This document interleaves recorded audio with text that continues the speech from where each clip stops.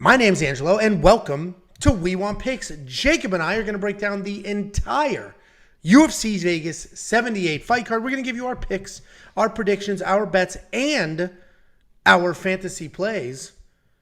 Jacob, boy, how you doing? You doing well? Things are good? I'm doing good. How are you, Angelo? Had some technical difficulties there that you tried to blame on me, but... I did. It was my headphones. All is good. Last night, meet the teacher night for my oldest. Tonight, meet the teacher for my youngest. So...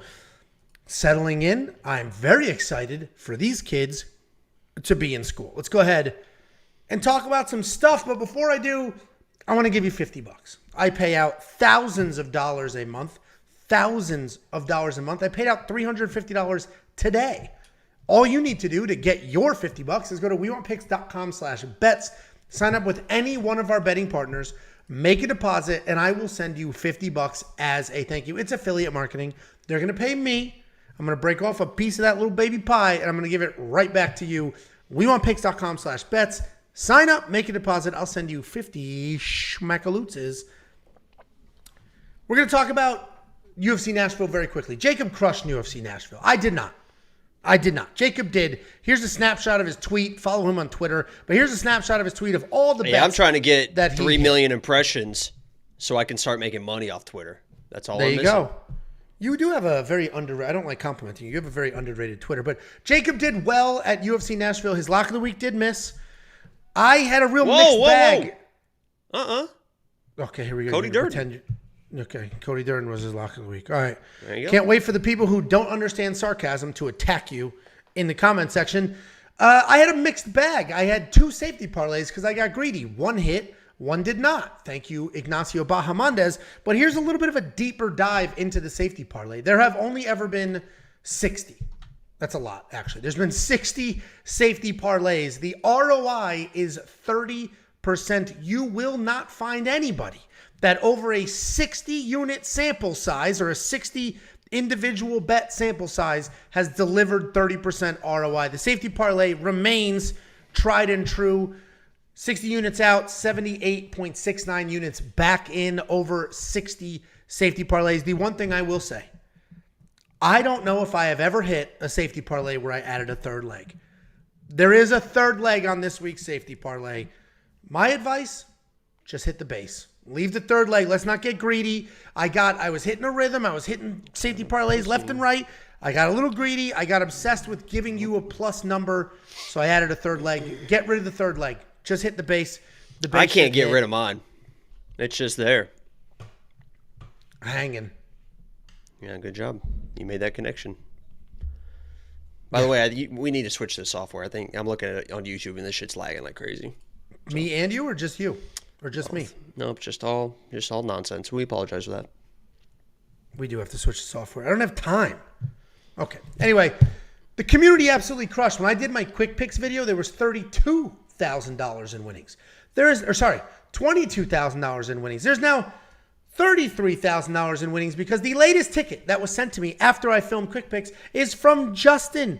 Justin hit a $9,900 bag in his bets. Guys, the community continues to absolutely crush. The We Want Picks premium member community never ceases to amaze you. Every week, 50 grand, 30 grand, 25 grand, every single week. We're putting up those kind of tickets. The premium member community, absolutely phenomenal. Join them, become a premium member. You'll get that 30% ROI safety parlay. You'll get access to some of the private channels and all sorts of other features like the line movement tracker. This week is very interesting. 6 fighters have had quite a bit of movement. 1 fighter full-on flipped. Only 1 fighter full-on flipped, and it was very dramatic. It was Juliana Miller. Went from minus 225 to very solid plus money. We'll break her down in a minute. You're also going to get detailed data, metrics, and analytics. You're also going to get the DraftKings lineup optimizer. This builds lineups for you. You're also going to get more than just me and Mick Handsome over here. You're going to get Artem. You're going to get the Pick Doctor as the guy who's developing the artificial. Why are you doing that? Don't breathe heavy into the microphone. That's a weird thing to do. I'm bored, man. Yeah, and we're done. You know, people bitch about the intro, and I get it. They love my quick pick video because it's boom, 30 seconds, done. I get it, but like, here's the reality. This is how we keep the lights I'm trying on. to go to Brazil. So become a premium member. It's only $10 a month. And it gets me one step closer to Brazil. Angel, can you confirm that? It does. Of course it does. Fuck. No, some guy wrote out like a 3-paragraph thing why the intro's too long. I put chapters. You don't want to hear the intro, just click the freaking next chapter. Well, there's people watching live. There's fucking 600 people. No. This was on my quick picks video. That's not live. It took longer to write that out than it did to just click the next chapter or hit fast forward. Guys, we do appreciate you, because we have well over 2,000 premium members. Well over 2,000. Well over. So we appreciate every single one of you. We are heads up against Dana White Contender Series, but ain't no thing. That's how it's going to be. We should consider, should we move these to Mondays while Contender Series is on? I like the Tuesday cadence, but it doesn't matter to me. I've done some fight companions on Tuesdays. They were kind of fun, but we'll talk about it. We'll figure it out. But guys, opening up the UFC Vegas 78 fight card is Juliana Miller, and she is taking on Luana Santos. Juliana Miller is all guts, no glory. She is tough as nails. She's going to come forward. She's going to scrap. She's going to grind. She is not a quitter. She's going to constantly be trying to do something. Her ultimate goal is sort of swing, get close, take you down, and just wear on you, right? That's how she wants to fight. She wants to end up on top. She wants to grind. The reality is, while she's insanely tough, while she has just grit, she has no quit in her, she's intense, she doesn't have this like very clear, defined skill set. She's coming off of that loss to Victoria Hardy, where she was a minus 450 favorite, and she was embarrassed start to finish. And I mentioned the quick picks. She might quite literally be the worst minus 450 in the history of this sport. She's taking on Luana Santos. Luana Santos, UFC newcomer. Luana Santos also is going to come forward. Luana, so sorry. Also is going to come forward. She's judo black belt, very high level judoka, a judo practitioner, and she's going to come forward. She's going to close her hips in. She's going to get those throws. She's going to toss you. When you hit the ground, it is judo through and through. She's going to split those legs, widen out that base, keep you there, elevate the head, and just hold you there and just ride it out and grind it. Okay, the breathing. Were you doing that on purpose? Split the legs, elevate the head. Anyway, that's her whole game plan. She will throw hands, not very technical, but she will throw hands. When she gets the takedown, she's incredibly patient. And getting out of that judo when they're on top, it actually has a name, and I forget what it is. I used to, one of the wrestling dads, he was a judo black belt, and we would wrestle. And every now and then he would end up in that position, we would grapple. And every now and then he would end up in that position, and I could not. You're just stuck. Like, it is a very hard position to get out of. And Luana will toss you and hold you there. Luana is now a minus 160 favorite. I bet her as well as Jacob at minus 140. I still think minus 160 is incredible value. Juliana Miller is tough as nails. She is gritty as hell. She's not going to quit on you. She will fight for your money. I just don't think you're going to get your money back. One of these women has actual skills to back up the toughness, and the other one's relying on grit. Juliana Miller's in her early 20s. She only has 5 professional fights. With due time, she'll be doing something, but for now, I got to go with the judo black belt here. Luana is the pick. Go ahead, Jakey boy. I usually do that, but I changed the graphic. I heard you take a breath. I was like, all right, he's I was waiting for it. I want a full introduction. Let them know who I am. What do you think, Jakey boy? Let them know who I am. I just said it. I want a full background. Go ahead. Let them know. Introduce him. I'd like to introduce you to Jacob, the freckled salamander Lines. He is a astonishing 5'6", 158 pounds. Too much yapping. Too much yapping. Listen, I'm not going to disparage Juliana too much because I think she's a fantastic person. I think that she's absolutely beautiful, and I think that she's a great comic. I mean, I don't know if you heard her on. She was doing, I think, the XFC. She's actually really good, like cage side interviewer and stuff like that. But as a fighter, she is green. I mean, that's the best way to kind of describe her. But she is very good on the ground. I believe that she's pretty good on the ground. In in the grappling, like the pure kind of jiu-jitsu. And that's going to be her path to victory in this fight. And it's going to be up to Luana to stay safe. Because I fully believe that Juliana, as you mentioned, she actually has, if you're making a fighter, she has some of the intangibles that you can't teach that you love seeing in fighters. She has the no-quit attitude. She has the toughness, the grit. If you don't have those as a fighter, you can't just develop those. So she has a good base there with at least her aggression and her fortitude in fighting. But she's going to come forward. She's going to try and get takedowns. As you mentioned, Luana with the judo should be able to throw her. She's going to end up on top. It's up to Luana to stay safe in those positions. And Juliana is pretty good off her back. I know she was kind of getting ragdolled a little bit by Hardy in that last fight, but there were some situations where Hardy kind of had to sneak out of a few armbar type weird situations. So Juliana, if she's on her back, will stay active. That does worry me a little bit. So I did hedge my moneyline bet in a little bit of a way, but I absolutely love Luana in this matchup. As you mentioned, she should be the better striker, should be able to defend the takedowns with her judo, stay safe on top. If she gets on bottom, that's definitely going to be a bad situation because Juliana is aggressive in her grappling. But, Luana, how you doing? Yeah, I'll be in Brazil pretty soon. Let me know if you want to meet up. And she's going to be my play. And Juliana, too. If you can hit me up, too. Okay, great. There you go, ladies. It's at JT_Lions.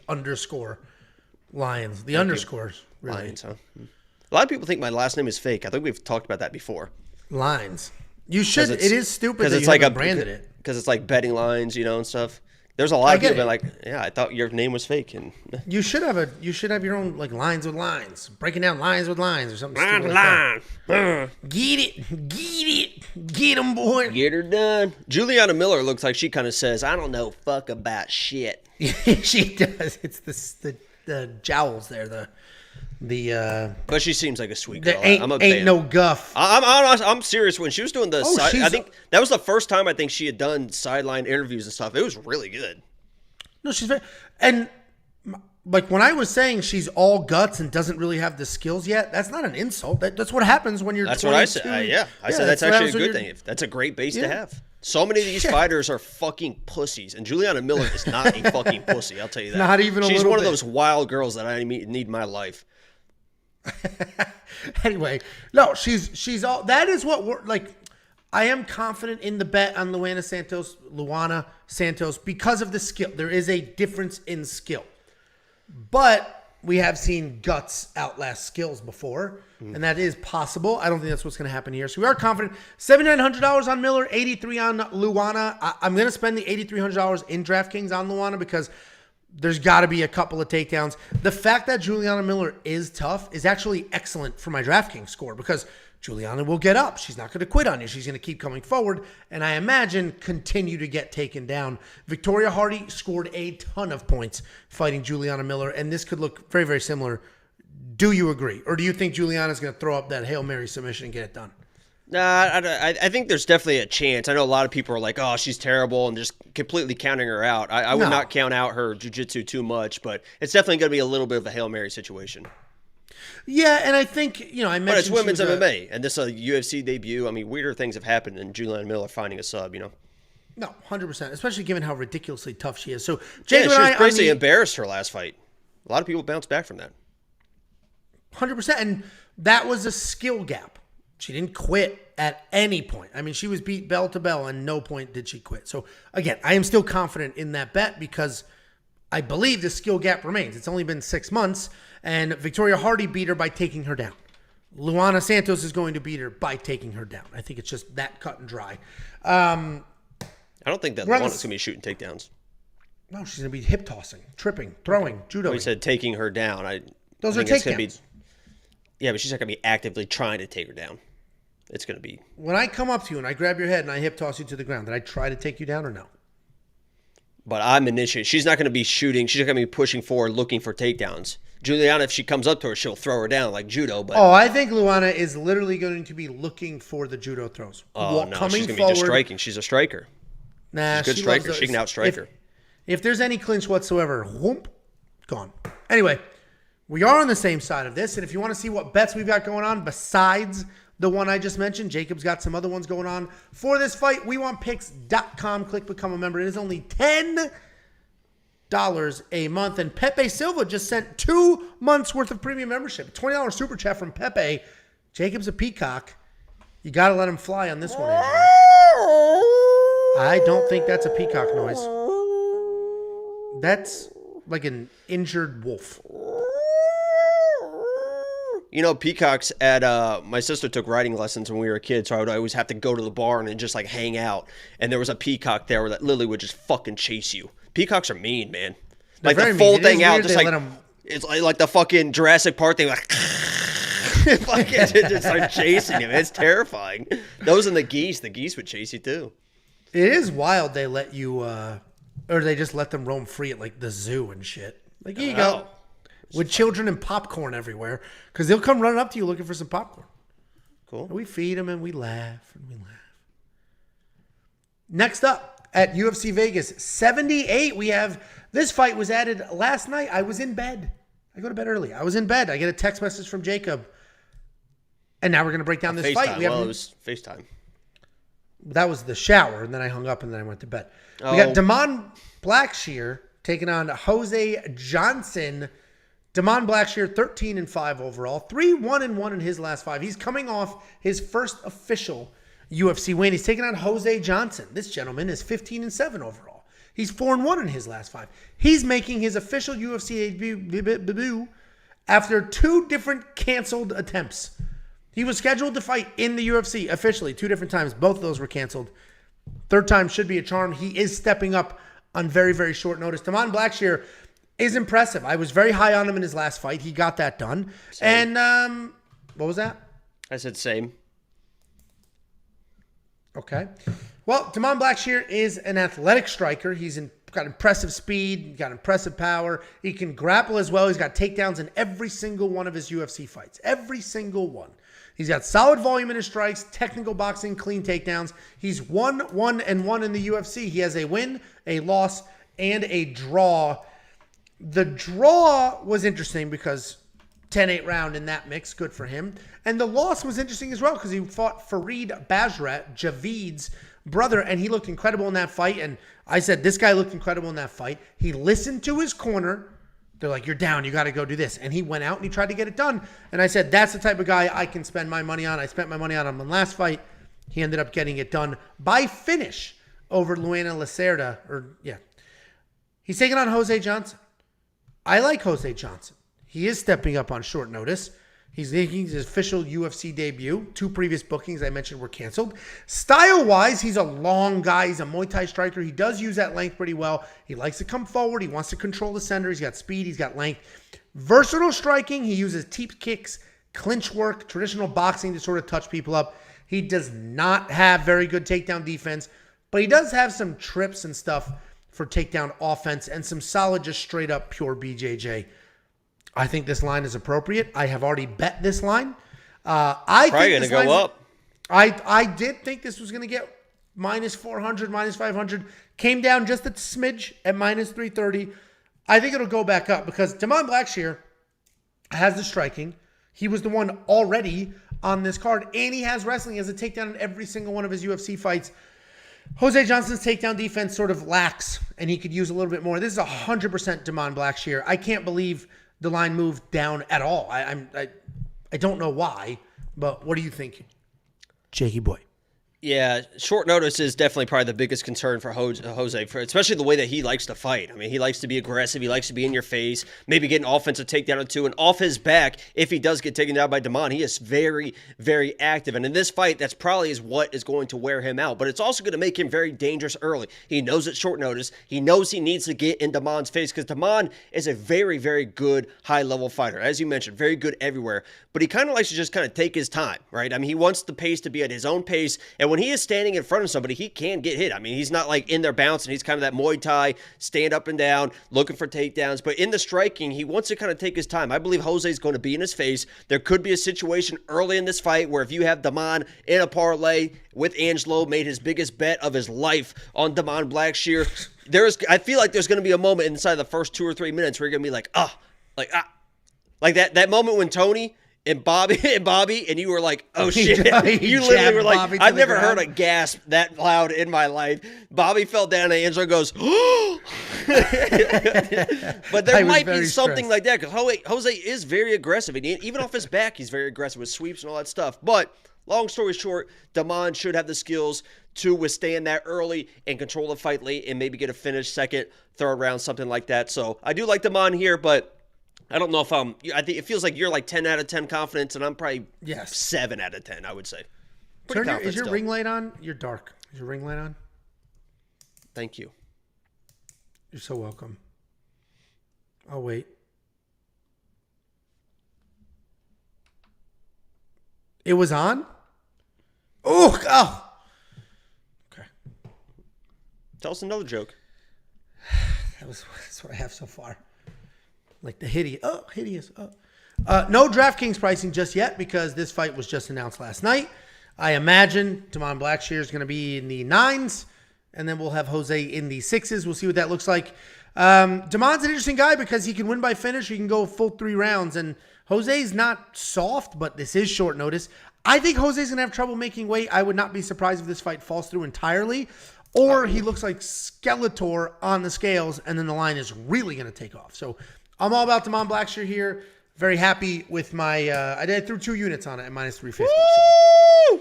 So Woo! Wants to make fun. Somebody was like, that's your biggest bet in a long time.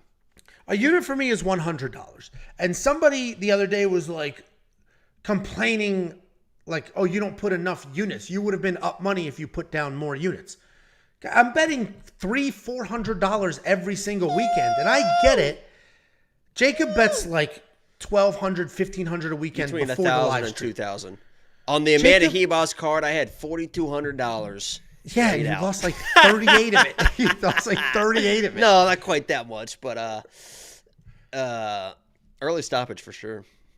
Well, I mean, and the reality is, that's why we talk in units. You talk in units so that you can be comfortable with what you're doing. Jacob's units are very different, though, because Jacob will do, it's a lot of bets, right? It's 1 unit on this, half a unit on this, 1.2 units on this, over a lot of bets. I have very few bets and smaller unit sizes, but if you see somebody was like, I want to see you putting 6 units on a parlay. If you're putting 6 units on one single bet, your units aren't big enough. It's easy to throw $60 at a bet when a unit's $10, but when a unit's $100, I'm not throwing $600 at one specific bet. Jacob has gotten wild on the Leon Edwards. Jacob got wild on the lady parlay there, but I think that you're not a real gambler unless you're putting $2,000. I'm not a gambler. On a I'm 2-fight not a women's gambler. MMA parlay.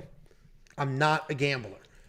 I am not willing to lose thousands of dollars in a weekend. I'm just not. So you get the best of both worlds, I guess. If you're a little more conservative, take a look at what I got going on. You want to shoot your shot, buckshot your, actually that's not buckshot, but bird shot your way to some units. I got slugs, baby. No, then you would just have one bet. Wow! I don't think you know what a slug full of is. 'em. I do, man. We went shotgun shooting. Not with slugs, you moron. Wow! Shotgun shooting, you called it. Me and you went shotgun shooting. And I did better than you. No, you didn't. I don't think you hit a single clay. I hit 3, and I hit 1 with my wad. Out of 100. It's out of 100. Huh? Yeah. Yeah, they throw 100 clays and you hit 3. Congratulations. If you guys want to check out all of our bets, both the safe, more mature, I have a wife and children and a mortgage bets, versus the Penthouse van life apartment. Versus the van life bets. Penthouse apartment. Feel free to I got a work your fucking way. hammock on my balcony. Wow. Mm-hmm. Only rich people have hammocks. You goddamn right. WeWantPicks.com. Click. Like I see today when you're in a good mood. Now I wish the train would go by. If the train went by right now, that would have been unbelievable. Or a car alarm or something. Yeah, Carl, sirens, any of it. The fire alarm goes. Imagine the fire. WeWantPicks.com. Click, become a member, unlock all of it. And frankly, it's just a way to show us support, even if you're not really going to gamble or bet, or even if you are going to bet and you're going to gamble, you're going to do all those things, but you have your own picks, your own insight. Just use our tools. use the DraftKings optimizer, use the line movement tracker, use the detailed data, metrics, and analytics to sort of help further your research. WeWantPicks.com, click become a member. It's freaking $10 a month. And we don't have a week off until like October or some shit. So you're getting 4 events out of it. Please help me. God. Fuck. My daughter's, you know how much school supplies were for those 2 little rats? It's not nothing. It's actually $60. We bought them ahead of time. Like the school lets you buy them. $60. What do you mean the school lets you buy them? The school supplies the supplies? You pay for it. So you could either, they give you a list, go buy all these things and show up with it, or you can buy it prepackaged from the school. It's $60. With a fucking 200% markup. It's got to be, dude. It's like crayons, markers. She's in first grade.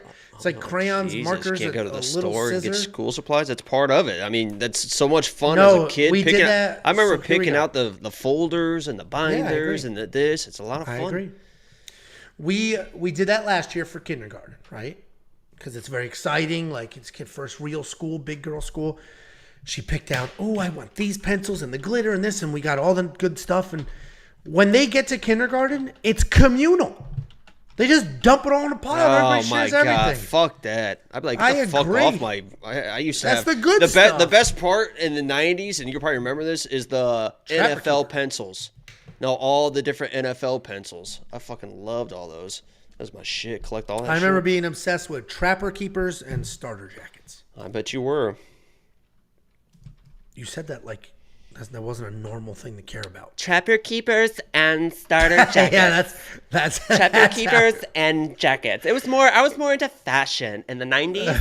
That's how it came out. Super fashion. You had a Furby, and I was No, wearing. I had a Tamagotchi, and I kept that thing alive for 15 years. I got my daughter, or somebody got my daughter a Tamagotchi like 8 months ago. What a those things are a mess. Crying, you I have think to I change his told. diaper I and think I shit. yeah no. I think I told you about the Furby story. My next door neighbors was an old couple, super nice. The guy always had a brand new Corvette like every year. I think he leased. Did he them, have but kids? No, that's the thing. So That's a pedophile. no, there's two things. But it was an older couple. There's 2 things. One, the first time I ever watched Titanic was in their basement. There was like 7 or 8 of kids watching Titanic in their basement. Swear to God. There's no And- world where I would let my kids go into a adult man's basement who also does not have children. There's no world. It was where that probably. I happens. bet we were all ages like 6 to 12, and Never he was would probably in his 50s or 60s. And they would come down and check on us because then they had to switch out the VHS, right? Because the VHS on Titanic was 2 different VHSs. It was But the 2, other yeah. time I was in his basement was because they got a Furby. They're like, "You want to come over and see the Furby?" So we went over. Dude. Me and my sister went to the basement and they showed us their Furbies. Dude, you're going to tell one of these stories one day, and it's going to unlock some buried memories, and we're going to watch you melt down on camera. That might have been the panic attack. What panic attack are you talking about? Okay, sure. Y'all know the Next Contender up- Series on, right? Yeah, well, It is. That's why I instead heard of it's shit too. This is much better than that, Brody. That's instead of 350 live viewers, we have 120 because of freaking Contender Series. We'll talk about it. Maybe we move these to Mondays. Next up at UFC Vegas 78, we have Jaqueline Amorim, and she is taking on Montserrat Ruiz. Jaqueline Amorim, 6-1 overall, 3-2 in her last 5. What's She she is do? coming off the knockout loss to Amanda Lamont. Oh, Jesus Christ. Jaqueline Amorim, 6-1 overall, 4-1 in her last 5. She's coming off the decision loss to Sam Hughes in her UFC debut. She's taking on Montserrat Ruiz. She's 10-2 overall, 3-2 in her last 5. And she's coming off that knockout loss to Amanda Lamont 2 years ago. She just ran across, got blasted in the face. Here's the deal with Montserrat Ruiz. She is a national champion wrestler. She's a very good wrestler. She's gritty. She's tough. She comes forward. She'll throw hands, not really just there to set up the wrestling. And then she's going to look to get you to the ground, and she's incredibly, incredibly tough. My issue with her wrestling is it's all side headlocks. It's all side headlocks. If you go back and you watch her UFC win, it is just whoop, side headlock, whoop, side headlock, Cheyenne. whoop, side headlock. How you doing, Shane? It is versus Cheyenne, and it's just over and over and over. And I get it. It was working for her, and she kept going to it. And a side headlock is a real takedown, obviously. But a side headlock is not a go-to. It's not your first move. It's your second. It's your third. It's your I'm down by 3 points, and I need a pin. It's that move.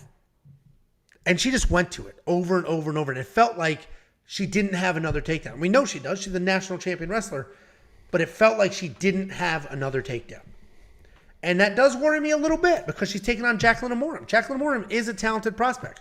She's a slick grappler. She has her own offensive wrestling. Instead of side headlock, she will just blast double her way to the ground. And then she's got a whole myriad of submissions.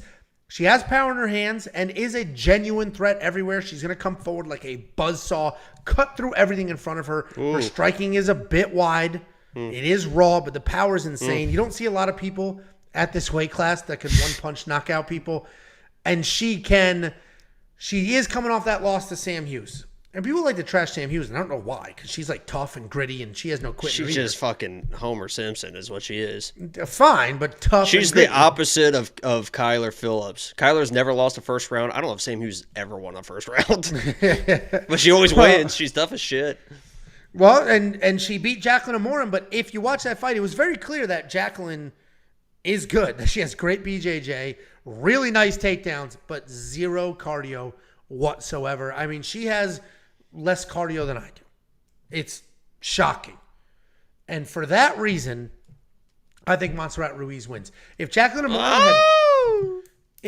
had 2 rounds of cardio, if she had a round and a half of cardio, like, all right, maybe she will shoot a blast double. Maybe she'll get something done. But she has no cardio. Montserrat is tough. Amanda Lemos blasted her. Amanda Lemos, we now know how good she is. So I'm not worried about the fact that Amanda Lemos knocked her out 2 years ago. Montserrat is training with that whole Mexican crew of really tough females that are doing really well right now.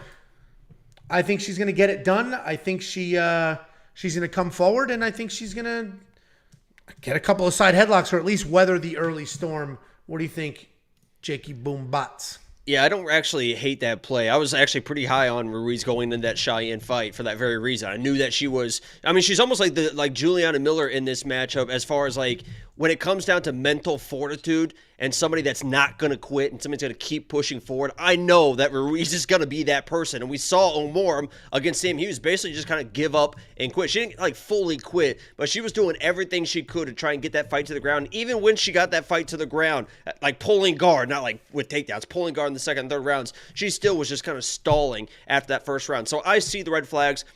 I understand why you are chasing that with Ruiz, but again, the first round of that fight, you saw how high level Amorim is and how Sam Hughes did not tap a few times in that first round is beyond me. I mean, the toughness that she showed was incredible. I mean, that all the way, I mean, it wasn't on the chin, all the way under, and she just kind of worked through, found the hands, didn't panic. And Ruiz, I mean, Amorim, yes, she is a good striker. She can strike, but she wants to be on the ground. And Ruiz is going to welcome that. I mean, she will engage on the ground. She will try to win scrambles. She will try to wrestle. So I think that this is a great matchup for Amorim. But this isn't like, I mean, these, flip back to the odds real quick. That's wide. I'm not playing Amorim. There's too many red flags for Amorim in parlays, in moneyline. If you're going to play her, you might as well get specific, right? You might as well get something early, chase that plus money, because there are situations where she is going to gas, she's going to get tired, and she can't get out wrestled by Ruiz, because Ruiz knows what she's doing on the ground as well. But I think Amorim's just way too dangerous early, and Ruiz is going to find herself in trouble early, and Amorim's going to be able to find that finish. But if not, I'm kind of with you on that one. So I'm Amorim, but minus. I would put her like. I mean, the way that she was acting in the second and third rounds. Yeah, I mean, I don't even know. Minus 140, something like that. Yeah, so the cardio is my biggest. She's Jaqueline Amorim's going to be the better fighter in this match, and she's fucking 100%. Beautiful, Jaqueline. You're unreal. Love it. Why are you doing this? Why? Let me. Ruiz is kind of my girl. This is kind of the same situation as the last fight too. We got the beautiful Brazilian, and then we got. I mean, Ruiz is beautiful as well, but she's got like the nasty. I like the nasty. You know what I mean? I bet you do. What's her nickname? Conejo. It's like mad, that'll show mad, up. It's Mad Bunny or Mad Rabbit. Not Bad Bunny, but it's like Mad Rabbit, I think. And if you have in DraftKings and stuff, they're gonna get her last name wrong, as they always do. DraftKings, I'm assuming you're not spending the $9,100. I think I might. I don't know.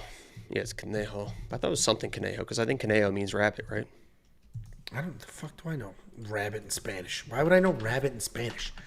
Anyway, I'm not spending $9,100 obviously, but it is the type of thing where Jaqueline could get herself a takedown and a dropper, takedown, jump on her, submit her. I mean, Jaqueline is going to be dangerous and scary as hell for 4 minutes, and then that's sort of it. But I probably shoot my shot at the $7,100 because if Montserrat does anything like what she did to Cheyenne, then she's going to score a ton. Yeah, but you nailed that. The headlock takedown. That's the easiest way to get your back taken. The only person I've seen use that effectively is Ruiz in that fight, and then Hebos uses it really, really well because she's good enough on the ground that she knows people can take your back from that situation, so she's able to kind of control those positions. But I think Amorim's good enough to take her back if she tries that. Well, and that's why I got into like a little bit of a debate with a guy. There was a guy in the Discord. First of all, join our Discord. It's 100% free. If you're a premium member, then you have access to private channels with bets and stuff. But anybody can join the Discord. And somebody was like, I'm a wrestling coach. How could you say the side headlock's not effective? It's like, all right, I also have coached wrestling for 20 years or something like that. And it's an effective takedown. Of course, that's why it exists. And that's why at every level, everybody knows how to do it. I just do the Russian snap. That's how I do it all the time, every time. It's just a very high-risk move. Because to Jacob's point, your arm slips. The head pops out. Now your back is taken. Either standing, you're going to get picked up. You're going to get dragged to the ground. If you do get the side headlock takedown, the head pops out. Boom, they have your back on the ground. Like, it's a high-risk move. It should never be your go-to move. And the anecdote I said in Quick Picks and even in other times, I coached youth wrestling for a long time. Oh, wow. And every kid would know the side headlock because you have to know how to defend it. We'd make them run. They would have it in their back pocket. No, we made them do 100 push-ups. If you threw a side headlock without us telling 100 push-ups. Without us How old are these kids? We coached the advanced team, so it was anywhere from elementary to middle. Those kids aren't doing 100 push-ups. With different ages. It was by skill level, not age. All practice, they would take them to do the 100 push-ups. Yeah. They wouldn't do 100 immediately. It'd be like, do 30. Now 30, now 30. But the point being, because you get, and this is more for kids than adults, but you get used to using that move, and it'll work at a certain level, and then you just keep doing it because it's easy. You keep doing it, and you just stick with it, and then it stops working later. And then you have nothing else, and that's your go-to, and everybody knows it's your go-to. It's the easiest thing. To not get thrown with a side headlock is so much easier. Dude, Amanda Hebos literally does it every single fight, and it's kind of crazy. She's so strong with it. She did it at Macy, too. I literally said it going into that fight, not to derail it too much, but I was like, she is going to absolutely head and arm toss Macy. She did that twice. Just couldn't keep the control, but that's the only person I've seen. Oh, and, no, Alexei Oleinik doesn't actually get people to the ground like that, but he's got a nasty scarf choke in that position. Yeah, I mean, it's definitely... It's usable, but not against somebody like as high level on the ground. You don't want to be in those positions against a girl like Amorim. Because best case scenario, she gets the side headlock, and then she's here, and then just praying to God the head doesn't pop out. And then she has to throw her hips over. Then she has to throw her hips over to cover. And if Jaqueline's scrambling at all, it's a lot. Anyway, you got to get those hips over. We got a when you talk like that. $4.99 super chat from DTX179. He says, "Hey guys. Just want to say thanks for the content. I listen to you guys on Spotify usually on my commute to and from Saginaw, Texas from Granbury. Isn't Granbury close to us? I don't know where anything's at. I don't go anywhere. I think Granbury's close. Why would I ever want to leave my penthouse apartment to go anywhere? I don't know. Last time you went outside, you got skin cancer. So cancer jokes. Real classy. The vampire life is real definitely classy. suiting you well. Class. Thank you so much. Saginaw's north of Fort Worth. Oh, so it is kind of close. I knew Well, Granbury let's see where Granbury is. I've heard people say Granbury here. Oh, that's halfway to Waco. So an hour? Wait, where's Waco at? I don't even know. Oh, there's Waco. 3 hours. Waco's 3 hours south. It's southwest of Fort Worth. So he goes from southwest Fort Worth to north Fort Worth, or vice versa. Gotcha. Well, thank you so much for the $4.99 super chat. Very genuinely appreciated. Angelo's a Luke Thomas wannabe. Yeah, I don't get this.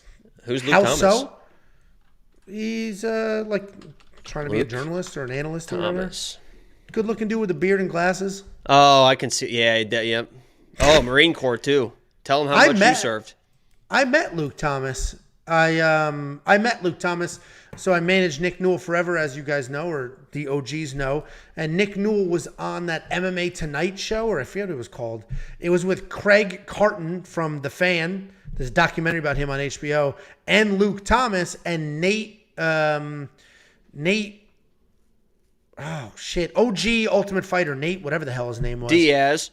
Nope. And they did like a panel and all that stuff. And so I went, Nick was on the show. I went, hung out with them, and got to meet Luke and Craig Carton. And Craig Carton was awesome. Then he went to jail he had a gambling problem. You're bullying people? People are saying you're bullying people. No, this comment is because this guy commented it 5 times. I can't imagine being that desperate to get attention. He just got it. But I said in my Quick Picks video, and here's for everybody listening, I said we keep getting asked to do a post weigh-in show. And I want to add a post weigh-in show. I can't possibly do any more than I'm doing now. You're not going to do any more than you're doing now. You already spend all day Saturdays dedicated to this. So I said, if anybody out there wants to do a post weigh-in show for us, reach out. I said, but everything we do is high quality. I mean, you're looking at custom graphics on the screen right now. This laggy stream is so high quality. That's the the software, we got to switch the software, whatever. But the reality is hours and hours and hours of prep go into every video, whether it's long or short.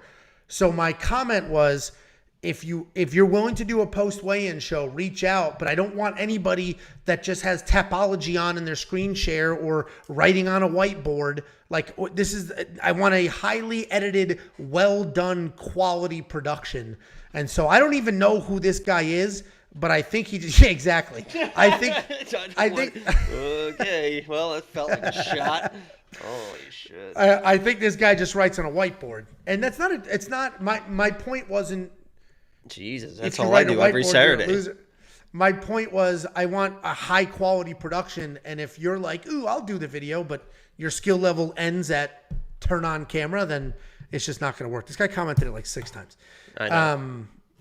I didn't know what he was talking about, so I figured I'd bring it up. I figured you would. I didn't know who that person was until he said, this guy uses a whiteboard. So then I just, I'm Nate Marquardt. There it is. So I just used context clues to put it together because I'm very, very intelligent. Very intelligent. Just like this fucking dork. You didn't even know what. You couldn't even use context clues to figure out what ratio meant. That's been a thing for like 5 years, and you still had no idea. I thought ratio was the difference between like retweets and likes or something. Not 2 people's likes. Yeah, it's like fucking just here. Watch this. I'll ratio right now in the chat. Watch this. Watch what happens. Fuck.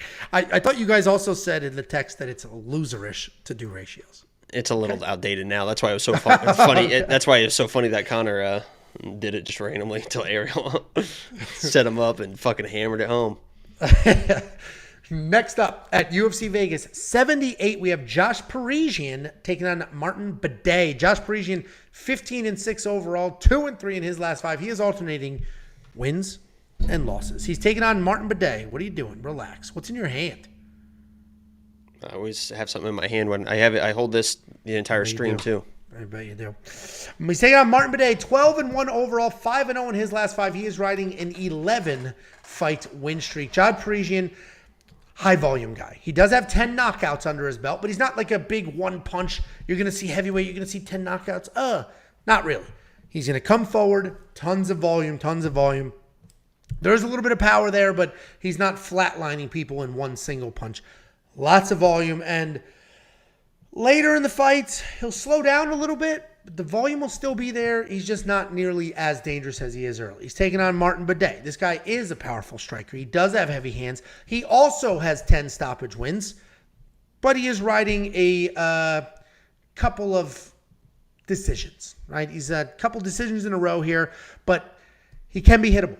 He has a negative striking differential. He's a little bit of a slow starter, and he landed 25% more strikes in his last fight.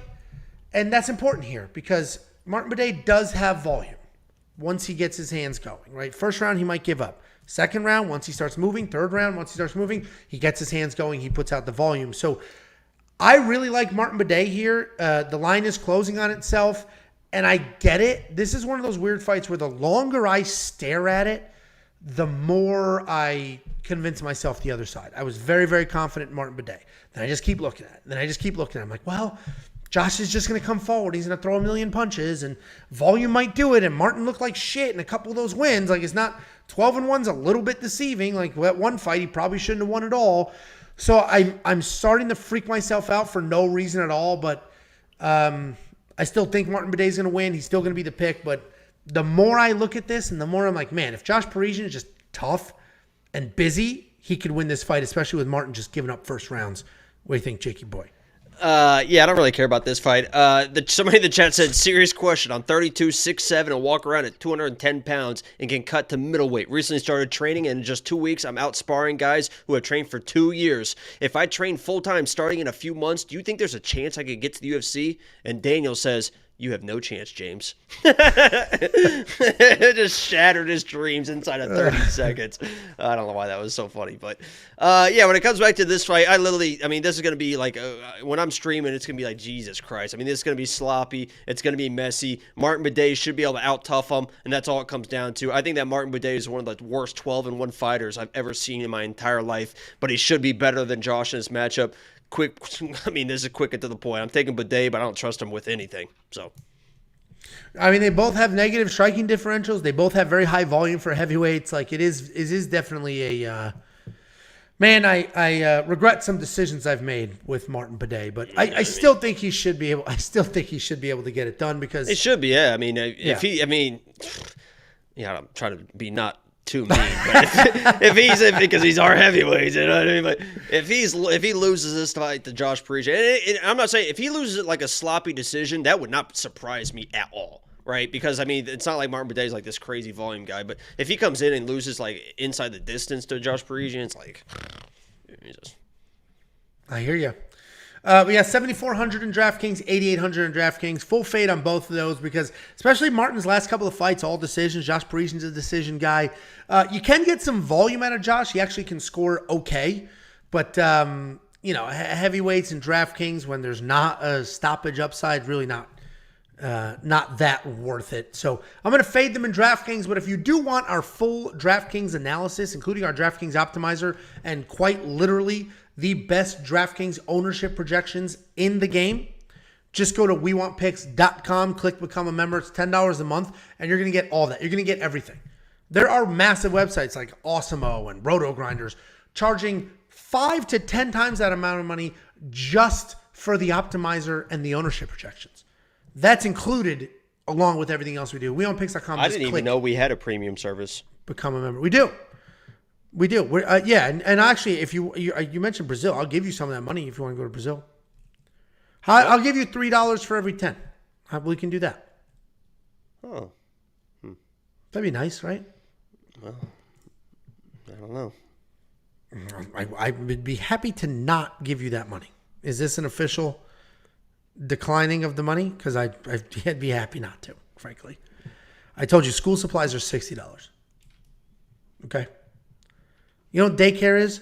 $1,300 a month for my one kid to go to daycare. One kid, $1,300 a month. I would just stay home by myself when I was a kid. And now you're afraid to go outside. Not afraid. Don't need to. Got everything I need here. Okay. Sounds a little scared. Next up, at UFC Vegas 78, we have Francis Marshall taking on Isaac Dulgarian. Francis Marshall, 7-1 overall, 4-1 in his last 5. He's coming off the first loss of his career in a very close decision. He's taking on Isaac Dulgarian. Kid's undefeated, 5-0. All finishes. Francis Marshall, this guy's a heavy-handed grappler. I mean, he's going to come forward, he's going to bomb, and he's going to look to set up traditional, good old-fashioned takedowns and then some jiu-jitsu. He is comfortable striking, sometimes too comfortable. He's going to keep his hands low. He's going to throw long jabs and hooks, and when he shoots, they are well-timed. They're full of piss and vinegar. He's going to shoot a takedown and then just keep running, which I do love to see. He is young in his career. Running. He's hit a little bit more than he should be, and he is coming off that loss to William Gomez, where Gomez was the Oh! He was a step behind in the striking. He couldn't really get his wrestling going until the third round, where he was very close to finishing that fight. He's taking on. Okay. Wasn't close at all. This is that sarcasm that people don't understand. That was a dominating performance by Lock of the Week. Lock of the Week's always dominate. You saw Cody Durden last week. Dominate. He's taking on. What's the over-under on number of comments about you saying that? Oh my God. I watched the video last week. He did not pick Cody Durden. He had Alexis Gamber as his Lock of the Week. What is he talking about? These guys are scamming you. This guy just messaged me on Discord. I did your burnt ends for the fight Saturday and tripled my money. Thanks for the content. The burnt ends are definitely a staple food on fight night. That's awesome. T-Jack 1972. Thanks for the message. He's taking on Isaac Dulgarian. This guy is a legit prospect. You can't even look at his name on a piece of paper without 15 videos of him wrestling showing up on YouTube. He is a wrestler. That's what he is. He's very young. Sort of a a good high school wrestler for his region. He also had some some freestyle success to match that folk style success.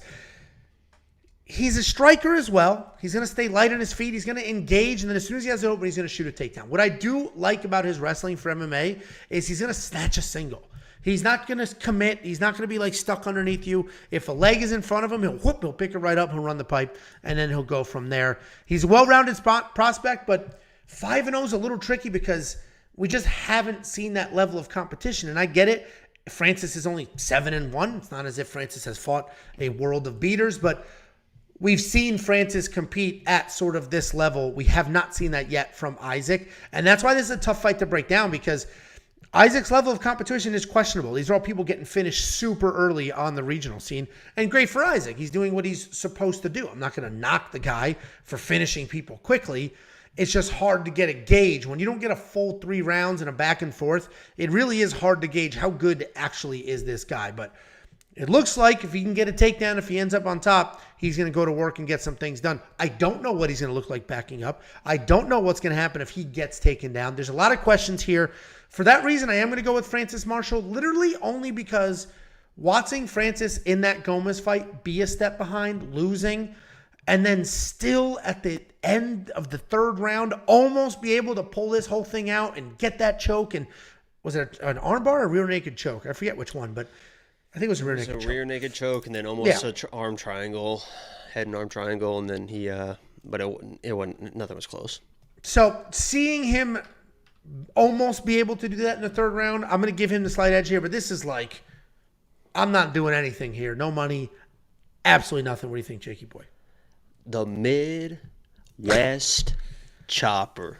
I like this Isaac dude, man. I like this Isaac dude. And obviously, when you're listening to me do this breakdown, I am a little bit biased because when I make Lock of the Week picks, it is like 75% about who I am picking and 25% about who I am picking against. And there's a reason why I had William Gomez as my Lock of the Week, because I don't think Francis Marshall is all that. I mean, I think he's a very well-rounded fighter and a good fighter everywhere, but I don't see something that really jumps out. I don't see like overly dominant wrestling. He can wrestle. I don't see overly dominant grappling. He can grapple. I don't see overly dominant striking against William Gomez. Do you know what out of 132 significant strikes, what would you guess that he would land against William Gomez over 3 rounds, Angelo? 132 strikes.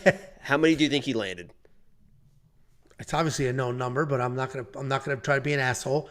Through 132, landing at 50%, 70, 65. He landed 15 out of 132 significant strikes. So it's not like he had 4, and he had 4 pressure and everything. He was walking forward, but 15 out of 132. That's 11%. At one point in the 3rd round, he was only up to 7% of That's strikes. Not what it looked like. Landed. Can you admit it? That's not what it looked like. I mean, though. he was moving forward and he's throwing, but he just can't get there. That's what I'm saying. There's nothing about this guy that jumps out where I'm just like, wow, he's just so good at this. And I know that Isaac is going to move forward. I know that he is going to get in somebody's face. I know that he is going to shoot that takedown. You mentioned it. The level of competition that he has faced is poo-poo doo-doo. But guess what he has done? He has gotten a takedown in full mount in literally every single fight. He is in full mount, just raining elbows down. So yeah, you're going to face so competition. Everyone does on the regional scene. But when you're just completely dominating those people, that's what you're supposed to do. A lot of these people come to the regional scene, they have a finish, but then they have a decision, then they have a finish, and they're working through and they're getting these wins. This dude is just smacking all of them. They're not even close. It's crazy. He's almost bored in there. I believe that he is going to come through. He is going to have the aggression. He is going to get the takedowns. He is going to get the control. He is a very good grappler as well on top of the wrestling, and I think he's going to get this finish. Obviously, if it leaves the first round, red flags start to go up because we don't know, right? We don't know. I believe wholeheartedly that this is going to look like absolute gold in Isaac or absolute fool's gold. I don't think this is going to be back and forth. I think he comes in and smokes him, or he comes in and it's like, oh shit, he is not up to this competition yet. Because Francis is a guy that if you're not up to competition, he can't dominate you if you're not there, but he's also can get dominated in my mind. So Isaac Dulgarian, like, I agree. He's either going to look amazing, and he is the prospect that people think he is, which he might be. We just don't know. Or he's going to come in looking like Dennis Bazooka and just absolute desperate, nothing to offer. But we just don't know. So no knock on him. The only reason I picked Francis is I have seen Francis in a 15-minute fight in the UFC where he did not quit. That is the only reason. And I'm not betting or anything. You do have a bet on this fight, I believe, right? I do, yeah. It actually, not for premium. I'll tell you right now that this bet, since it's not premium, I might as well just fucking tell you. Because why is it not premium? You'll hear it here in a second why it's not fucking premium. Oh, was it that $50 parlay to make $1,000? I do have a $50 parlay, and I won't spoil that. Where's this other one that I placed? Did I screenshot it? I gotta get a bet on. Oh shit, I'm right here. Hold on. Oh shit, I'm not logged in. I'll just sit in dead silence. Yeah, just give me a second. They understand. They know how it goes. So. I'm just curious why you put a bet that's not in premium. That's what I'm saying, because it's a little bit. This would be a half of unit bet on a first round finish at plus 475 for Isaac Dulgarian. I'm not going to suggest that for premium. It's a wild bet. Oh yeah, you bet $50 on that? 55 to win 261. Why 55? I like to keep my account round numbers when I start betting. I'm autistic like that, so. You do have like 1.7. I'm not autistic. Units. I just like rocks. Yeah. He killed it again, man. He was on last night, and he was the closer, Cam Patterson. If you guys watch Kill Tony, he's incredible. I didn't watch Kill Tony until the Michael Leher. Him and I got into a fight, and then he went on Kill Tony and started promoting We Want Picks. It was amazing. Now I wish I watched the whole time. Become a premium member. Unlock all of Jacob's official bets. Not just the squirrely ones that he doesn't tell you about because he's embarrassed that he placed them. Did you tweet that bet or anything, or you just placed it for yourself? Because I just place them sometimes. Yeah, totally fine. And I appreciate you not just throwing it out there premium. And when those hit, you don't tell anybody either. Because you didn't tell them before, you don't tell them after. So, well, they're not including anything, but it's just fun. I'll tell people on the live stream. Yeah, but not in any of the numbers. Anyway, WeWantPicks.com. It's only $10 a month. You'll unlock everything you have ever needed to make some money, have some fun, and enjoy these fights. And also, it's just an amazing way to support the channel. WeWantPicks.com. Click. Become a member. That was a good whistle. Yeah. You pretty good at catcalling back in the day? I can whistle blowing in, and I can blow it out, baby. Let's hear. My cousin growing up, I learned by sucking, but now I'm better at blowing now. And we'll see how many simpletons in the comment section jump all over that. My cousin growing up, so not really like blood cousin, like Italians, everybody's your cousin. My cousin growing up could suck air in through his butthole and then just fart it right out instantly. Like, you couldn't do that? No, you could. There's a thing, yeah. A lot of people. He's the only kid I knew that could do it. It was wild. He's probably a guy that could gleek too. We would just sit there cracking up. I couldn't gleek. Gleeking would die. Oh, yes. Yeah, you would just feel it across the classroom. You just be like, oh, it's raining. Yeah. Oh no, it's just my friend spitting on me. Yeah, it's disgusting. It's absolutely filthy disgusting. Anyway, we ready to break down this fight? Next up, at UFC Vegas 78, we have Terrance McKinney stepping up on short notice to take Mike Breeden, who lost his original... Where the did he go? Terrance McKinney, as I mentioned, short notice step up. He's taking on Mike Breeden. Terrance McKinney's 13-6 overall, 2-3 in his last 5. He's coming off back-to-back losses, the most recent of which was just a few weeks ago. He's taking on Mike Breeden. Mike Breeden, 10-5 overall, 2-1 in his last 5. He is looking for his first official UFC win. This is an interesting fight to break down because Terrance McKinney is an astonishing 3-1 favorite right now. 3-1 favorite. Almost 3-1. It closed a little bit. This guy just lost 2 weeks ago, but what's interesting is, let me break him down first. First, we all know he's insanely athletic. He has power in his hands. He's got slick jiu-jitsu and very good wrestling. He's got all of those things. If you're building a fighter at this weight class, Terrance McKinney has all the things that you would build a fighter with, right? He's got the JUCO All-American wrestling. He's got the power in his hands. He's got the speed. He's got the jiu-jitsu. He has all the tools. What he doesn't have is cardio and a chin. And that sucks because some of those things are God-given. Cardio you can earn, but there are some people that are just born with phenomenal cardio and some people that can, no matter what they do, they will not have phenomenal cardio, and a chin's a chin. Literally nothing you can do about that.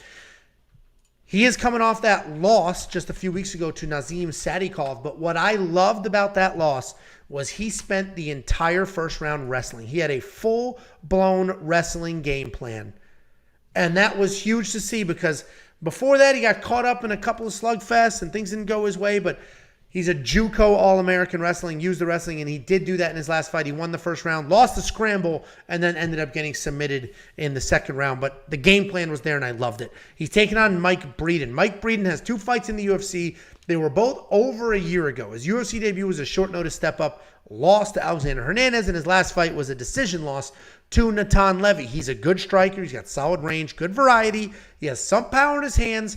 Not enough to steal a fight later in the fight, though, or steal a fight in the later rounds, though.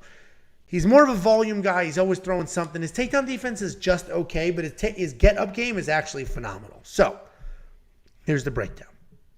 I think Terrance McKinney should win this fight. We saw Mike Breeden just get taken down over and over and over and over and over again by Natan Levy. 9 times, to be exact. Terrance McKinney is a much better wrestler than Natan Levy is. It's not even close. The problem is Natan Levy has cardio, and he can do that 9 times. He can do that for 3 rounds. Terrance will probably slow down. I still think Terrance wins. I love that we saw a wrestling game plan out of him. I'm hoping we'll have a wrestling game plan out of him here. So he's going to be the pick. Not the most confident pick in the world. Not touching this money line, but you know what bet I got going on here, Jakey boy? Which...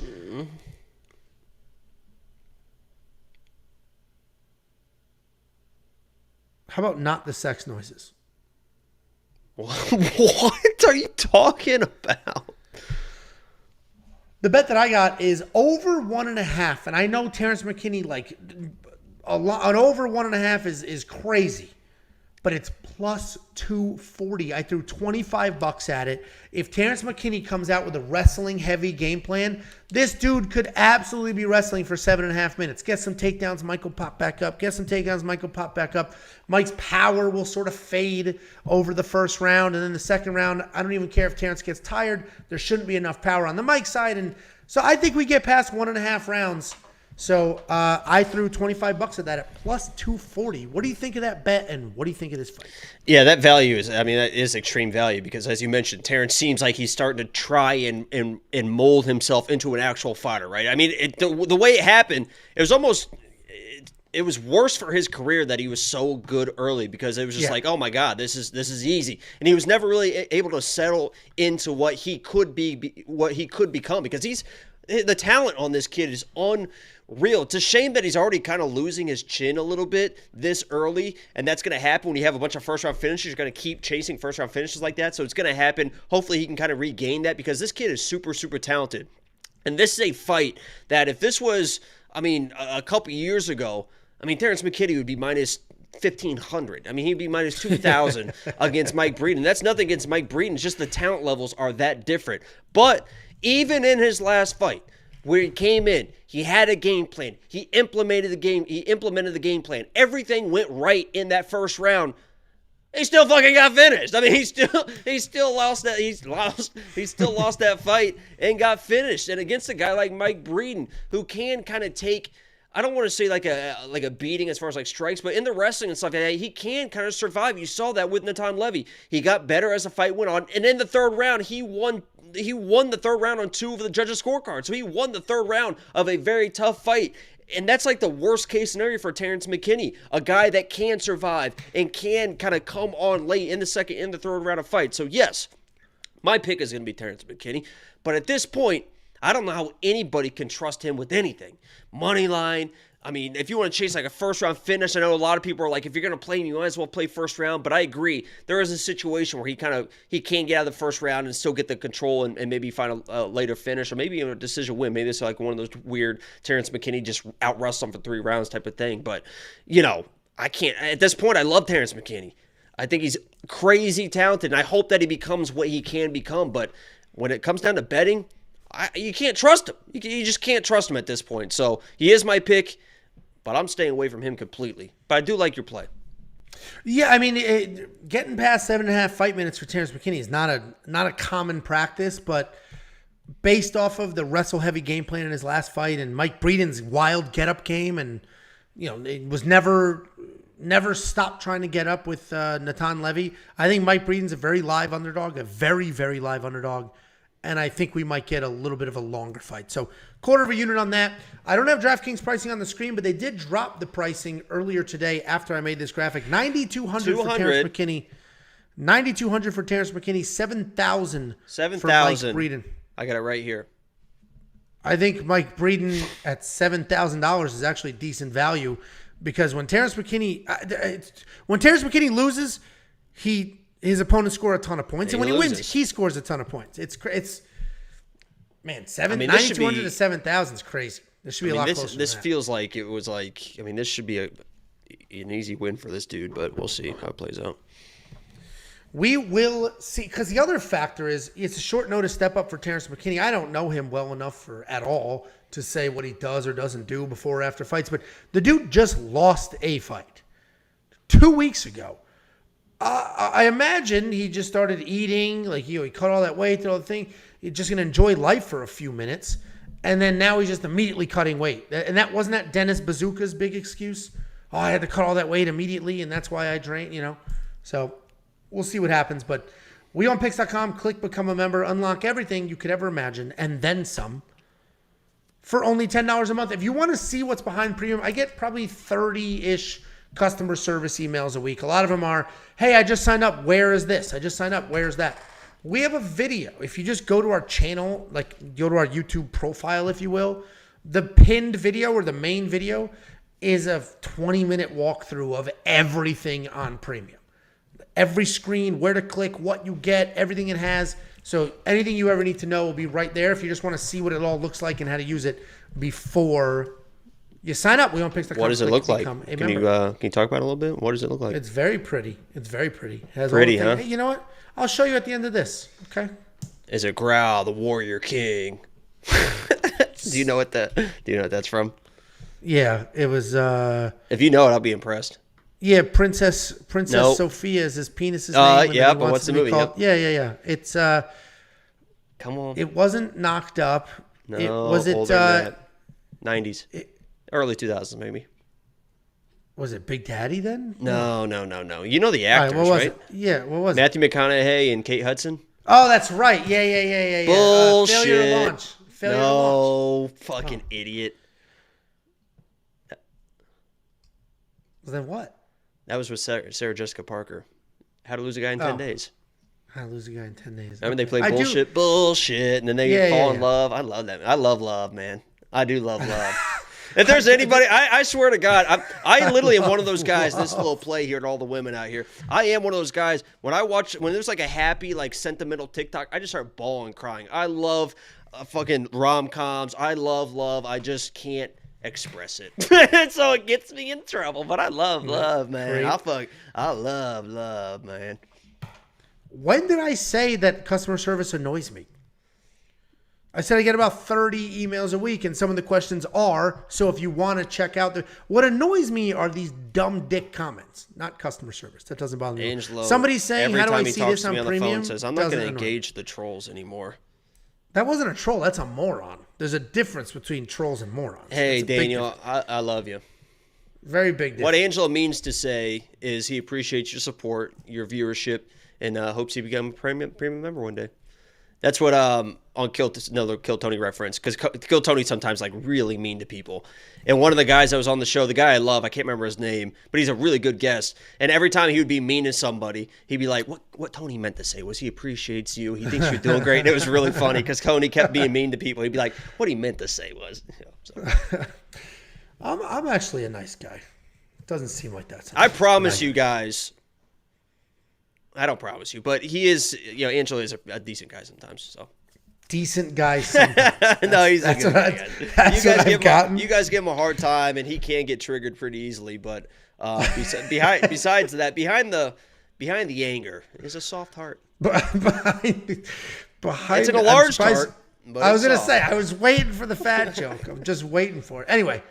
Next up at UFC Vegas 78, we have JP Bays taking on Marcus McGhee. JP Bays 9-5 overall, 2-3 in his last 5. He is riding a 3-fight skid. He's taking on Marcus McGhee. This kid is 11-1 or 7-1 overall, 4-1 in his last 5. He's coming off this submission win over Journey Newsom, which was a short notice UFC debut. And this is an interesting fight to break down, and people are giving me a little bit of a hard time about my confidence in this fight. But the reality is that Marcus McGhee made a big splash in the UFC debut. He stepped up on short notice. He dropped and then submitted Journey Newsom, who's tough. And style-wise, he's a powerful guy. He's got big, heavy hands. He does have takedowns. He's got one-punch knockouts all over the place. His takedown defense is, I honestly think, pretty good. You're going to find some fight tape where it's not great. But people evolve. That wasn't 6 months ago. That was a while ago. He sets a good pace. He carries his power late into fights. And you can see him going the distance. You can see him get early knockouts. Like I like Marcus McGhee quite a bit. He's taking on JP Bays. This guy is a very, very, very good wrestler.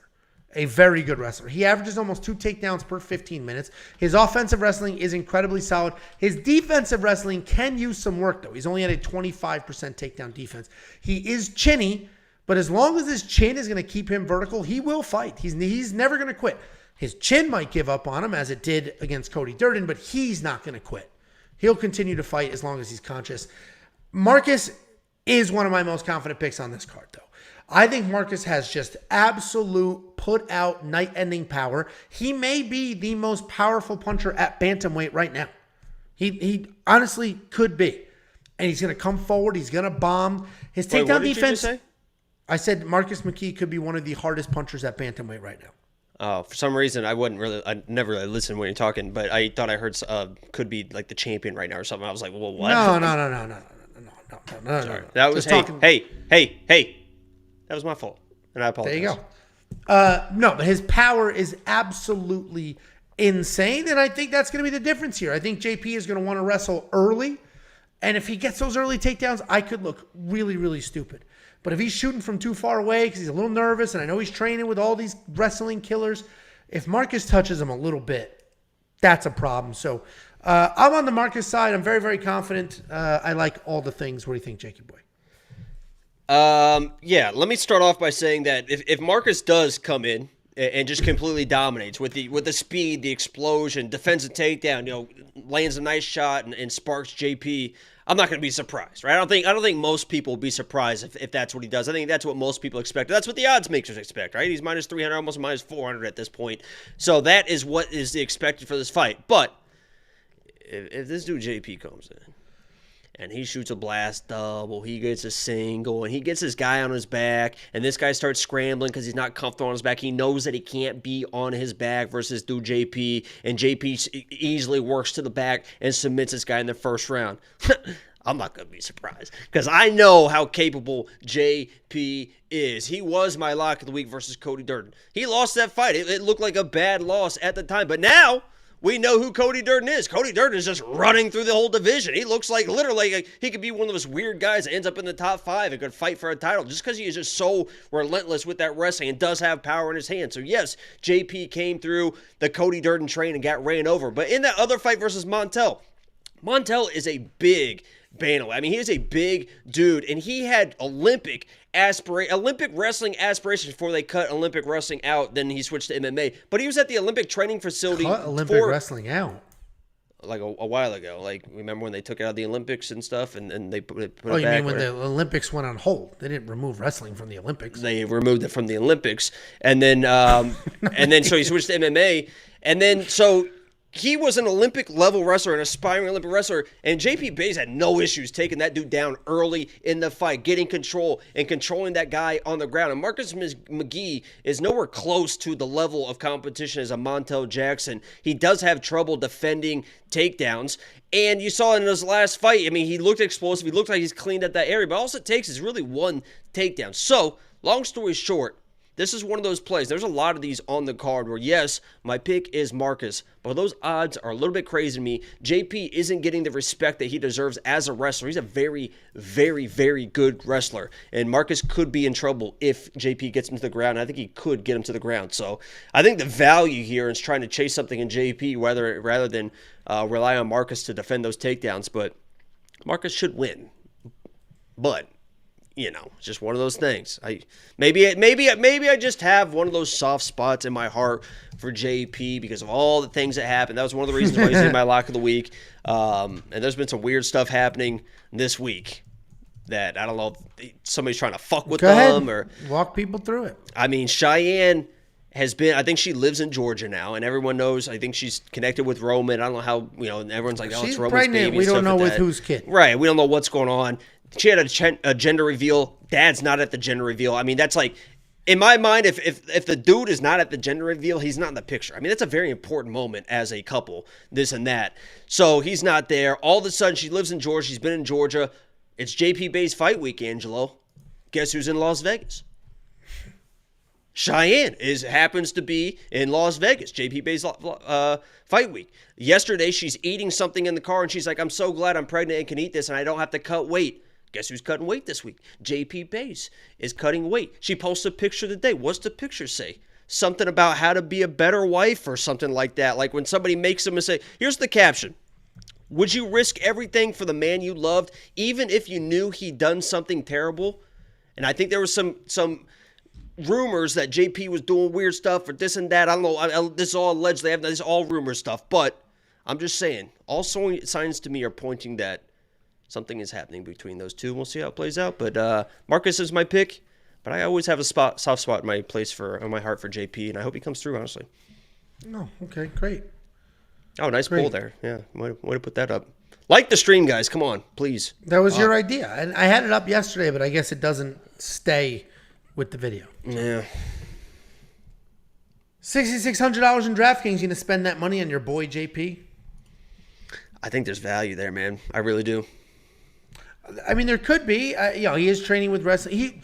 He was always and will always be a wrestling beast. I just think Marcus McGhee's too much of an animal. If Cheyenne just happens to be in Vegas, that's stone cold.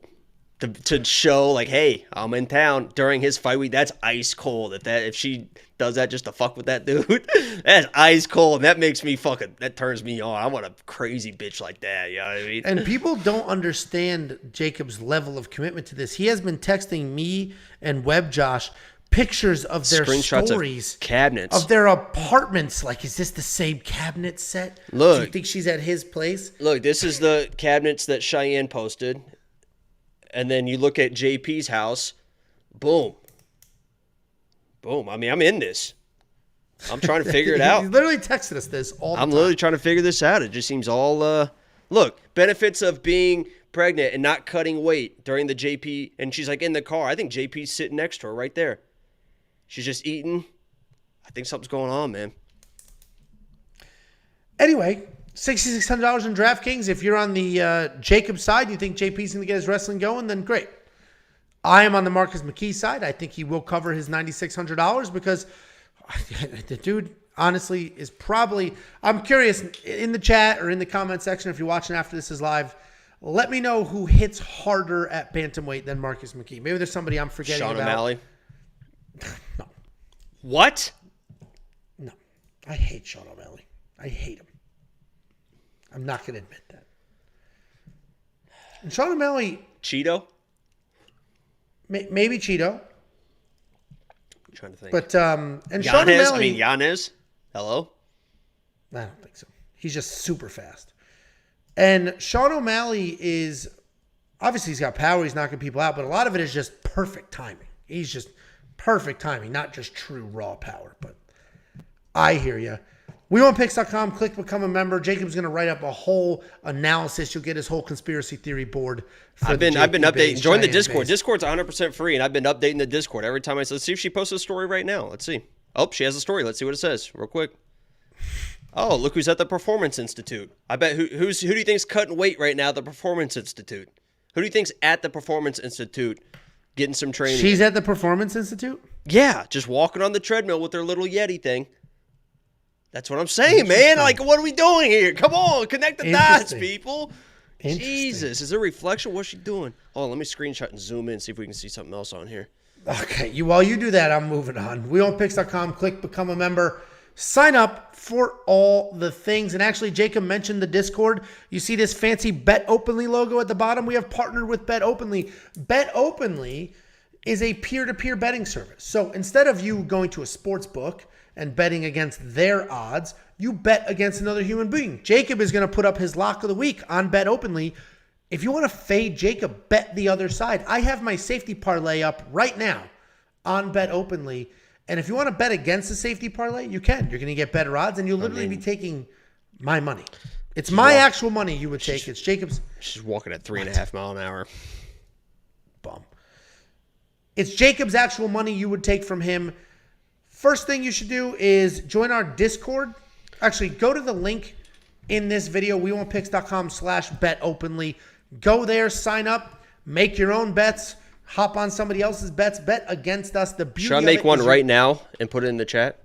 Make one right now and link it in the chat. The beauty of bet, what I absolutely love about it is this, once Jacob gets this going, it is literally his money. It's Jacob's actual money. If you win, you take his money from his pocket. If he wins, he took your money. Single bet. Who's going to take this? Let's see what we got here. I'll do it.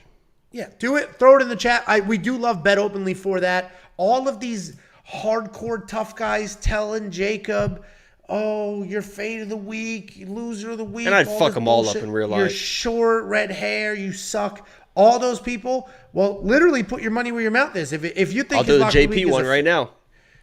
Well, that's just lost money. JP's. I'll money. Tell that to Cheyenne. How much should I make it for? $400? Do not do $400 on your lock of the week, not JP base. I'm doing 50. What the fuck's so funny? You want to take $400? No, I think. Oh yeah, I will take it. Of course I will. Well, let's see if anybody takes it first. Hold on. How do I? Oh, all right. Well, throw it in here, and if it's still out, then we'll go on. Bet Openly needs to know my location. Real quick, Bet Openly is available in like 49 different states and the rest of the world because it is not a sports book. It is peer-to-peer betting. It's me versus you. They're not a casino. They're not a sports book. So they don't fall into that same category. While you're still placing bets on fights, there's not a house. You're not betting against a computer. You're betting against another person. Because of that, they don't fall under the same restrictions as sportsbook do. So it's widely available. I'm moving on. Yeah, I don't know how to make them see my location. I don't know what's going on. It's in your Chrome browser at the top. I'm in here. And my settings and privacy. It's just. Next up at UFC Vegas 78, we have Josh Fremd taking on Jamie Pickett. Josh Fremd, this should be with a D instead of a B, but it is what it is 10-4 overall, 3-2 in his last 5. He's coming off his first UFC win. He's taking on Jamie Pickett. 13-9, 2-3 in his last 5. He is riding a 3-fight skid. Josh Fremd is a grappler. He's a very athletic guy. So I called him a grappler. I put him in a category. The reality is he's an athletic guy that has taken up mixed martial arts with no real official background. He wasn't a kickboxer. He wasn't a wrestler. He found himself in MMA, started training all the things, doing all the things, and he's improving at a rapid pace because he is so athletic. His preference is to come forward, get the takedowns, and then grind from there. He does want to grapple. While he is improving very quickly in all aspects of MMA, again, grappling, and I'm saying grappling this many times on purpose, is really his ticket. He's coming off his first UFC win where he had 2 takedowns, 4.5 minutes of control time, then the eventual submission win. He's taking on Jamie Pickett. Jamie Pickett's actually a solid striker. He's super long. He uses his length to manage range and then keep people at bay. The problem is he has a negative striking differential because he is gun shy. He doesn't let his hands go. And because he doesn't let his hands go, he's a little gun shy. He's a little behind. He's a little hesitant. So people come forward, they can touch him up, they can wrestle, they can take him down. He's given up multiple performance of the night bonuses because he waits and he sits. And because of that, even though Jamie Pickett's a very good striker, even though Jamie Pickett has 66% takedown defense, and even though he'll get his own occasional takedown, I think Josh Fremd's going to win this fight. I think Josh is going to come forward, get his own takedowns, and just sort of grind away. I think Jamie Pickett you are able to take him down. And I'm not going to use Bo Nickel as an example because he's going to take anybody down, but other people have also taken Jamie Pickett down and have had that success. Josh Fremd has cardio, decent striking, and he's going to wrestle nonstop. Before this fight, he lost to Trayshawn Gore because he got the takedown. He kept his head on the outside. He got power guillotined.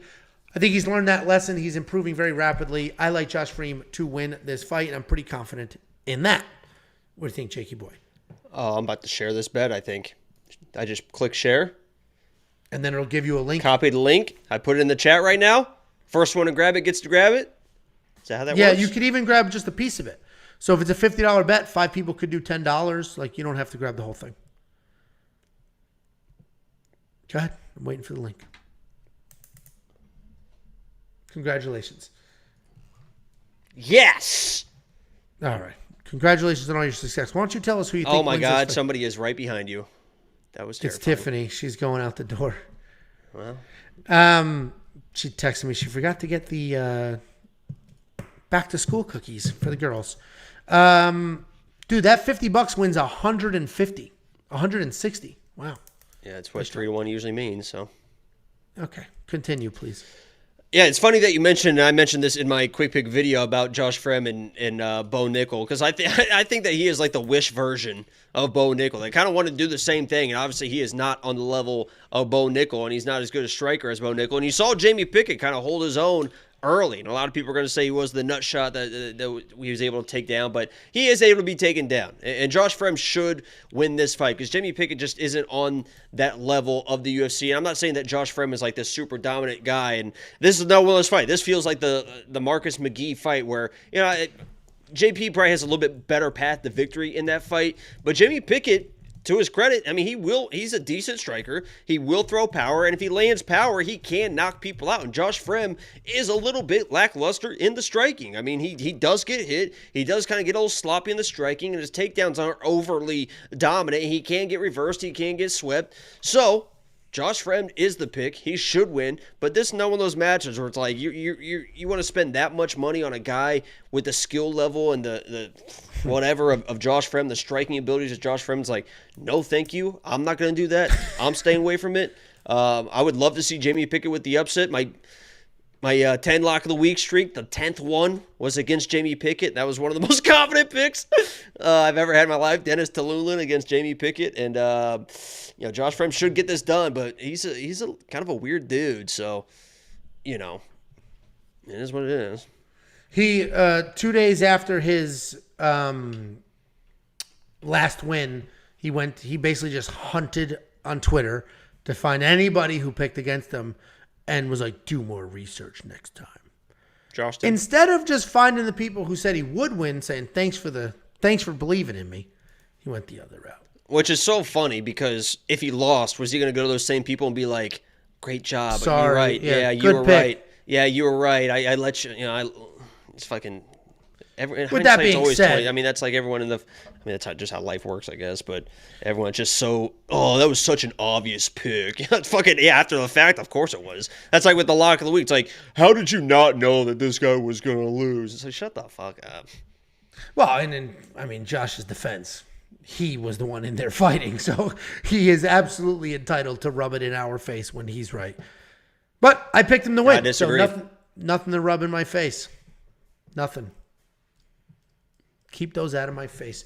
Guys. He's got a great beard. Jakey. I mean, it's a thick beard. He's a good-looking dude. Are you going to spend the $9,400 in DraftKings? That's a lot of money because then you got to get a whole bunch of takedowns, which he might. I mean, he might very well be worth that money. He should. It's just. He should. I mean, honestly, he should be worth. He should be worth minus 350. Yeah. He should be. He is a better fighter than Jamie Pickett. It's just like, I don't know.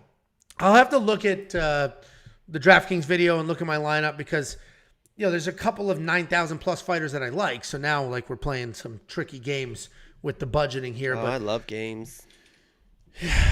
Full DraftKings insight analysis breakdown. They rank every single, I say they because it's not me, every single fighter by salary, writing up who should be in your cash core, who should be in your GPP core, giving you a DraftKings optimizer, ownership projections, all the things. We on Picks.com. It's only $10 a month. And that's on top of everything we do for FanDuel and Prize Picks and Underdog and the bets and everything else. We on Picks.com. Click. Become a member. Next up at UFC Vegas 78, we have AJ Dobson taking on Tafon Nchukwi. AJ Dobson 6-2 overall, 2-3, 3-2 in his last 5, and he's coming off 2 decision losses. He's taking on Tafon Nchukwi, 6-3 overall, 2-3 in his last 5. He's coming off 2 KO losses and a year layoff. Tafon Nchukwi back down the middleweight, right? He went up to light heavyweight, experimented with that a little bit, mixed success. He is back down the middleweight. This guy's a good. What? Didn't he just get knocked out twice when he made it, or was there one before that? I think he had a win. Go ahead and look it up for us. At 205? Yeah. I can't remember 3 fights ago. Wasn't it Fluffy or somebody? I'm just timing. Oh, it was Mike. No, it was Mike Rodriguez. Yeah, so I guess he did against mixed Mike Rodriguez. Success. Who are you timing out? Daniel? Daniel's just annoying. Why do you let these people get you? The negative. reason why they say this is because they know bullshit. that they can get you. They're literally. How many times we had this conversation? You acting like this and it makes more and more. And there's just now that guy who's laughing. He's dying laughing right now because you're not when he's timed out and he has nothing else to offer. Anyway, Tafon Nchukwi mixed success at light heavyweight. He's back down the middleweight, trying to make things happen. And he's a good technical striker. He's very powerful. He's got solid technique. His issue used to be volume and speed. Well, his issue used to be volume, but he's added speed. And now once he hits a rhythm, he really falls into that rhythm, lets his hands go, starts doing things, starts making things happen. Tafon Nchukwi. Well, he doesn't hit rhythms, doesn't let his hands go when he hits a rhythm. There you go. He's not just a striker, though. He has 4 takedowns in 4 fights in the UFC, and he went 3 for 3 against Mike Rodriguez. He's taking on AJ Dobson. This guy is also a striker. He's incredibly fast with his hands. He's got good knees, good kicks. Typically not a gun-shy guy, and he's going to throw in combinations while moving forward. He has a ton of power to mix in with the speed. He does have some wrestling as well, but his takedowns are like just power. He's going to drag you instead of shooting nice, clean shots. He is coming off that decision loss to Armen Petrosyan, though, where he did look like he was afraid to exchange. And my fear is, he got 3 takedowns, which was great. But my fear is, if he's afraid to trade with Armen Petrosyan, he might be afraid to trade with Tafon Nchukwi as well. Because Tafon, like Armen, hits hard, is scary. I think AJ Dobson wins this fight. He is going to be my pick. They're similar in style. I think I can trust AJ to throw hands a little more and to go to his wrestling a little more. So AJ's going to be the pick, but Tafon Nchukwi hits so hard. He's so technical. He can make absolutely anything happen. So AJ's my pick. What do you think, Jakey boy? Tafon doesn't even have a knockout in the UFC. So all this like big powers, I know he looks like this big powerful guy and he kind of strikes like a big powerful guy, especially because he doesn't really throw combinations. With his Muay Thai style. Went to 205, got knocked out cold, back-to-back fights, trying to come back to 185, which, by the way, before he. This is so funny. I have no idea why he's coming back to 185 because he left 185. They asked him about it, and he was like, "Oh, the cut was terrible. I was cutting 25 pounds during fight week. I can't do it anymore. It was like draining me. I couldn't fight at 185." Guess who's back at 185 after getting knocked out twice at 205? So he gets knocked out cold at 205. Now he's going to deplete his body where he already admitted, it's like, that's fucking terrible. I hated doing it. Well, welcome back to 185. Even if he was just continuing to fight at 185 and that didn't play a part, I think AJ Dobson's a much better fighter in this matchup. I think he's a better wrestler. He's definitely the faster striker, the better striker. You mentioned the Petrosian fight in his last fight.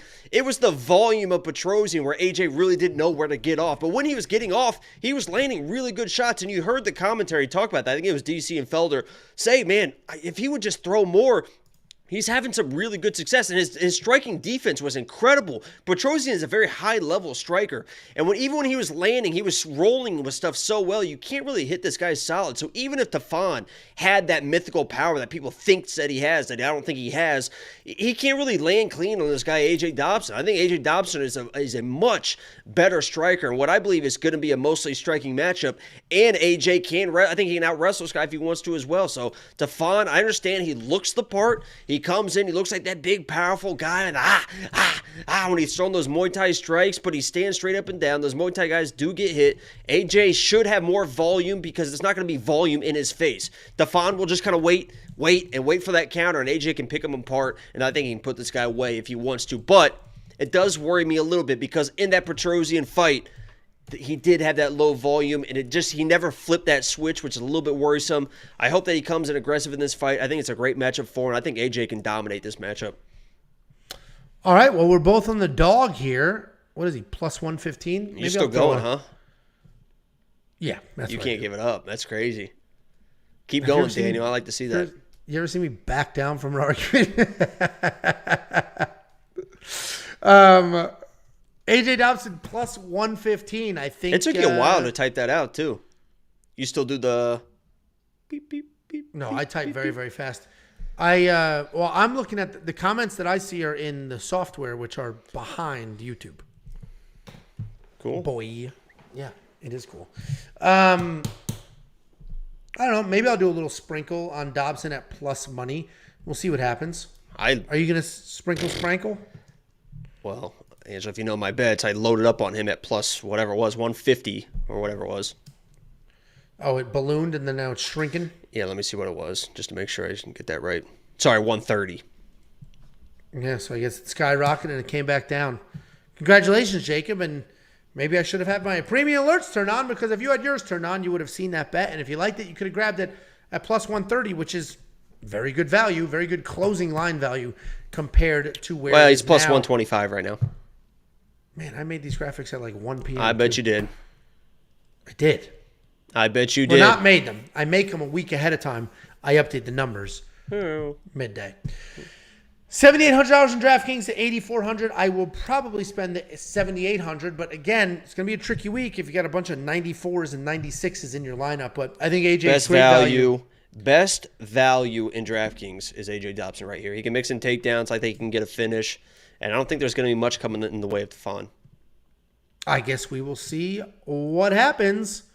Boneyard, we do not bet on DraftKings. So our sportsbook is BetOnline. We both use BetOnline. They have the earliest lines. They had the line. They were the very first book that dropped the line for the Damon Blackshear fight. And they have the most amount of props and the earliest props. So if I had DraftKings in my state, I might use it just for sheer convenience because it's on my phone. It's dumb easy. It's an app. It's, money in and out. PayPal, no problem. But because I don't have that in my state, we live in Texas, I have to use an offshore book, and I absolutely prefer BetOnline. Just lightning fast, tons of odds, and they fuck up those props a lot. I mean, they last week to one of my biggest bets Corey was they opened the Corey Sandhagen line, most takedown line at like minus 120 or something, and I grabbed that for the premium members. It ballooned at fight night. I think it was minus 275, minus 250, something like that.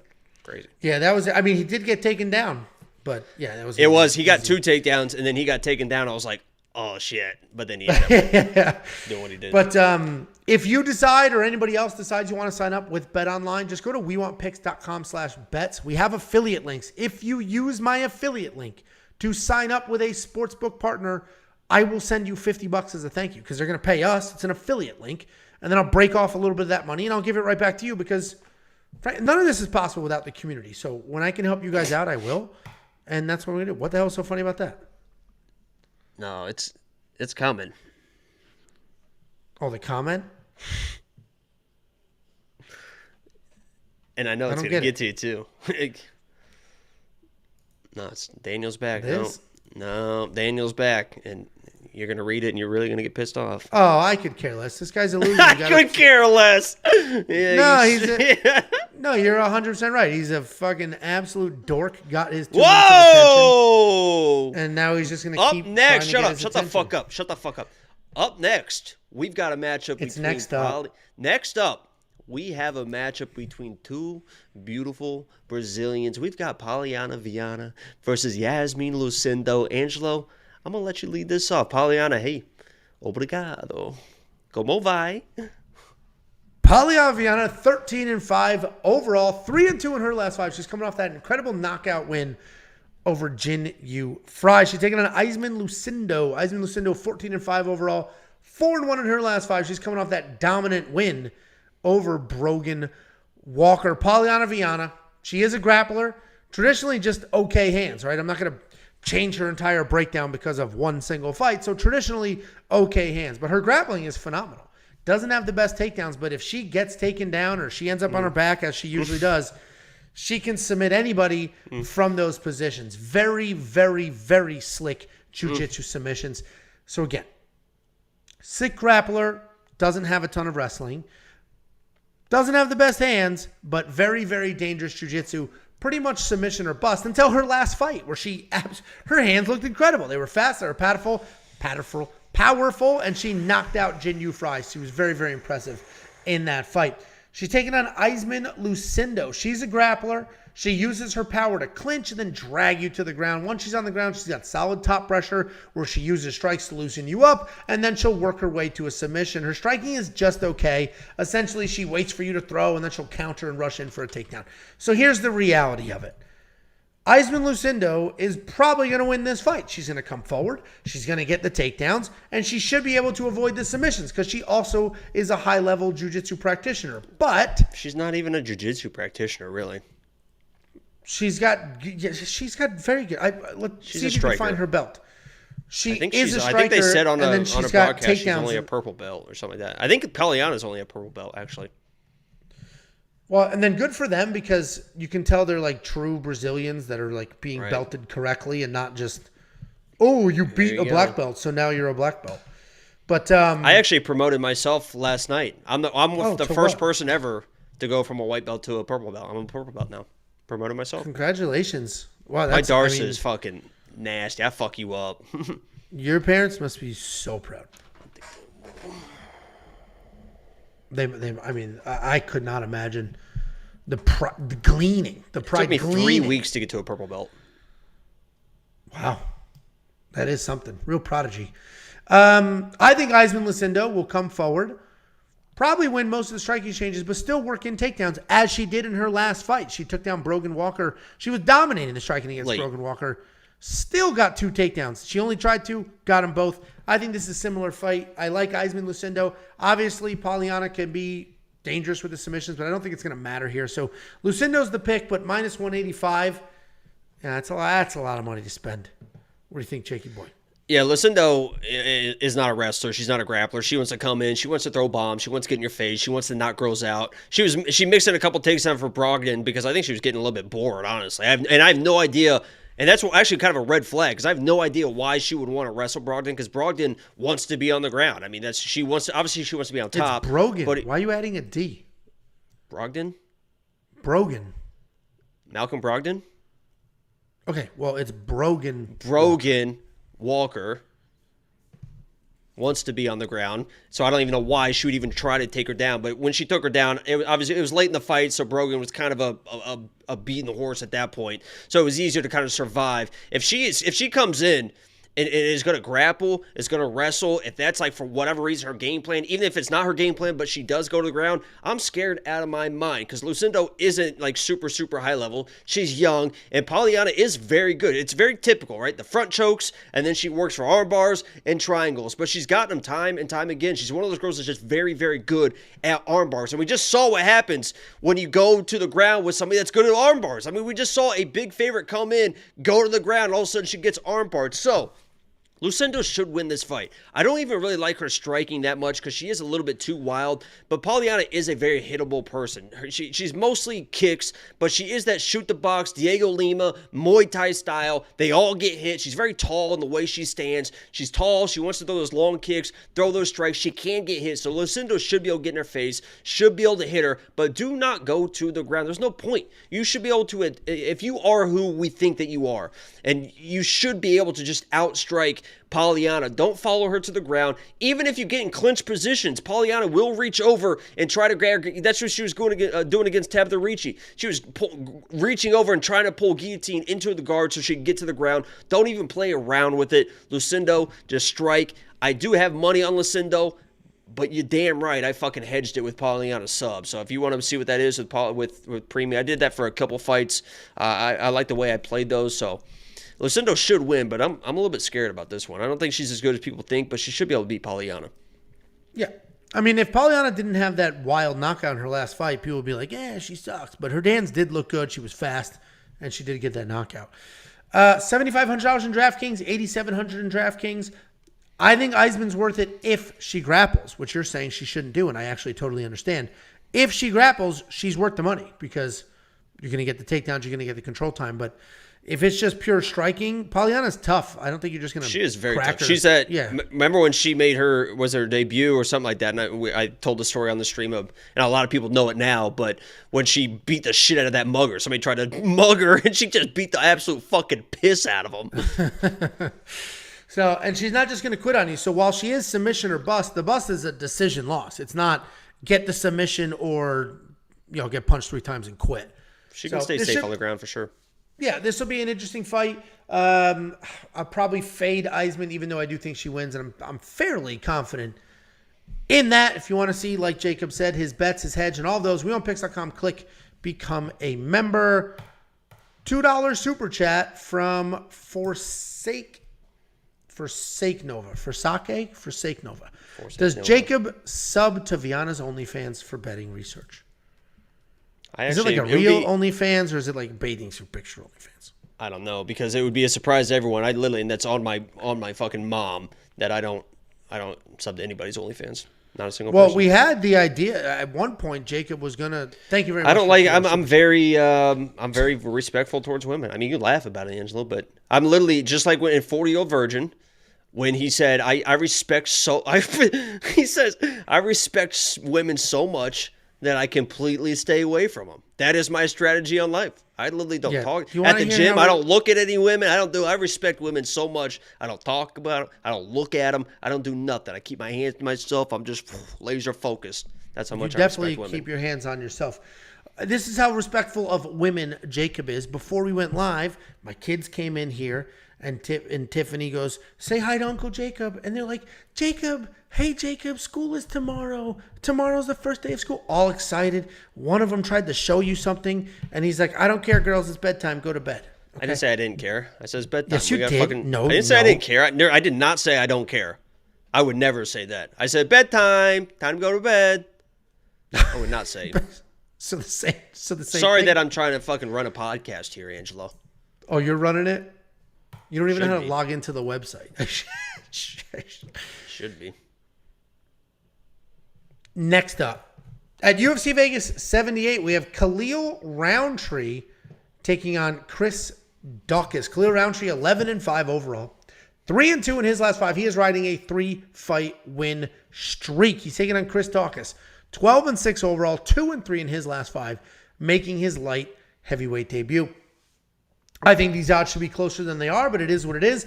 Khalil Roundtree, this guy's a Muay Thai striker. He's a well-rounded guy, ton of power, super fast.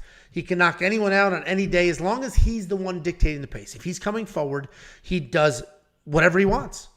technical striker, lets legs up, lets his hands go. But he is a bit tricky because if he's backing up, he can struggle. If he's not dictating, he can have a little bit of a hard time. He is coming off that win over Dustin Jacoby where I think the judges got it wrong. I think Dustin won that fight.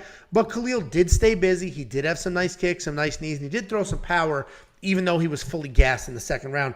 He's taking on Chris Daukaus. Chris Daukaus, former heavyweight, got knocked out 3 times in a row, and now he's down to light heavyweight trying to reinvent himself. He's got clean boxing, not much else in striking, meaning he's not really a kickboxer. He's not going to light your legs up and stuff, but he's got clean Why are you making that face? Is that his face? He's not making that face.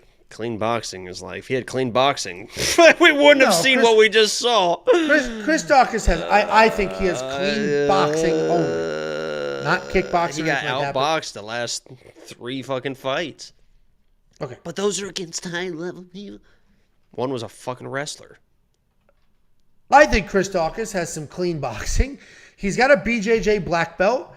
We've never seen him wrestle, so we don't know what that's going to look like. I imagine he's got some takedowns in him. And I imagine he's probably going to try to work some in this fight, right? 3 knockout losses in a row. I am going to pick Khalil Roundtree here, and a lot of that has to do with the fact that Chris Daukaus is not a wrestler.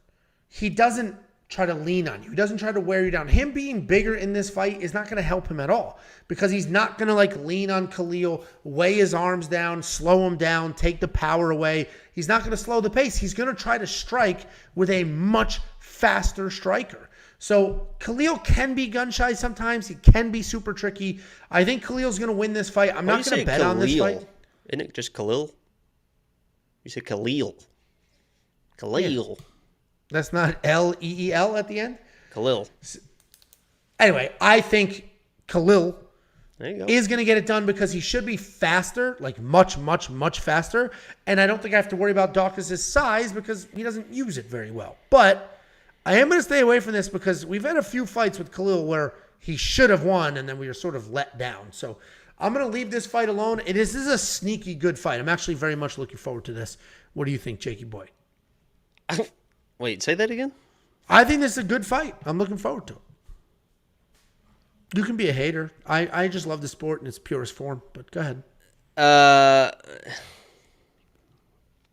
Yeah, back to Chris Daukaus, and what I see in Chris Daukaus is he is supposed to be this boxer. I mean, he was supposed to be the guy at heavyweight that came in a little bit undersized, right? Because that's why he can make 205. I don't think there's going to be an issue with him making 205. I mean, he should be probably a natural 205er.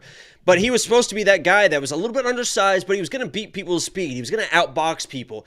When you watch him, and he's 2-3 in his last 5. His 2 wins are against 2 40-year-olds. So he finally got to a level of competition where he's fighting people that he should probably outbox. I mean, he should outbox Derek Lewis. And obviously, if you get caught by Derek Lewis, it is what it is. Then you fight a guy like Curtis Blades. You should outbox Curtis. Curtis Blades should have been. If Chris Daukaus is as good as he thinks he is, as good as people think he is, Curtis Blades should have been shooting takedowns inside of a minute. 2 minutes. What did Curtis Blades do? He fucking just outboxed this guy. I mean, he had him clipped and hurt 3 times in the first round before finishing him in the second round. And then against Jairzinho kind of just did what he did. I mean, you were kind of a Jairzinho hater coming into that. He kind of exposed you in that breakdown. But I said that Jairzinho was going to come in and just absolutely smoke that guy. And Khalil has the exact same abilities in this fight. Khalil's a former 185er, which is crazy. Coming up, he's going to have the speed that he has is unreal. But the thing I want to highlight the most is Khalil will get a little bit wild. You saw in the Dustin Jacoby fight, the reason why he was losing that fight, and I watched that fight back, he absolutely lost that fight. I watched that fight back on Sunday, and I was like, holy shit, that was a bad fucking decision. But he was missing big early because he does kind of wind up. But as the fight went on, and as Dustin Jacoby turned from an elite kickboxer into just kind of a normal striker, got a little bit more lungy with his strikes, and almost turned into a heavyweight striker. And the reason why I highlight that is, as Dustin Jacoby was slowing down and getting more lungy, that's when Khalil was finding his power. That's when he was getting a little bit tighter with the shots, and he started landing on Dustin. He was really landing some really good shots on Dustin. And I highlight that because Dustin, in the third round, kind of became the striker that Chris Daukaus is. I mean, a decent boxing, but lungy and a little bit slower. And that's when Khalil was finding the range and was able to land that power, not against the speed. He's not going to have the speed of Dustin Jacoby. And what I want to highlight the most for Khalil is this, I feel, is the exact same situation with Joe Pyfer and Gerald Meerschaert. Going into that fight and during the live stream, I was just screaming at Joe, you don't need wild stuff. You don't need wild power to knock this guy out. Throw a fucking right hand straight down the pipe and you will sit this guy down and you will knock him out. What happened?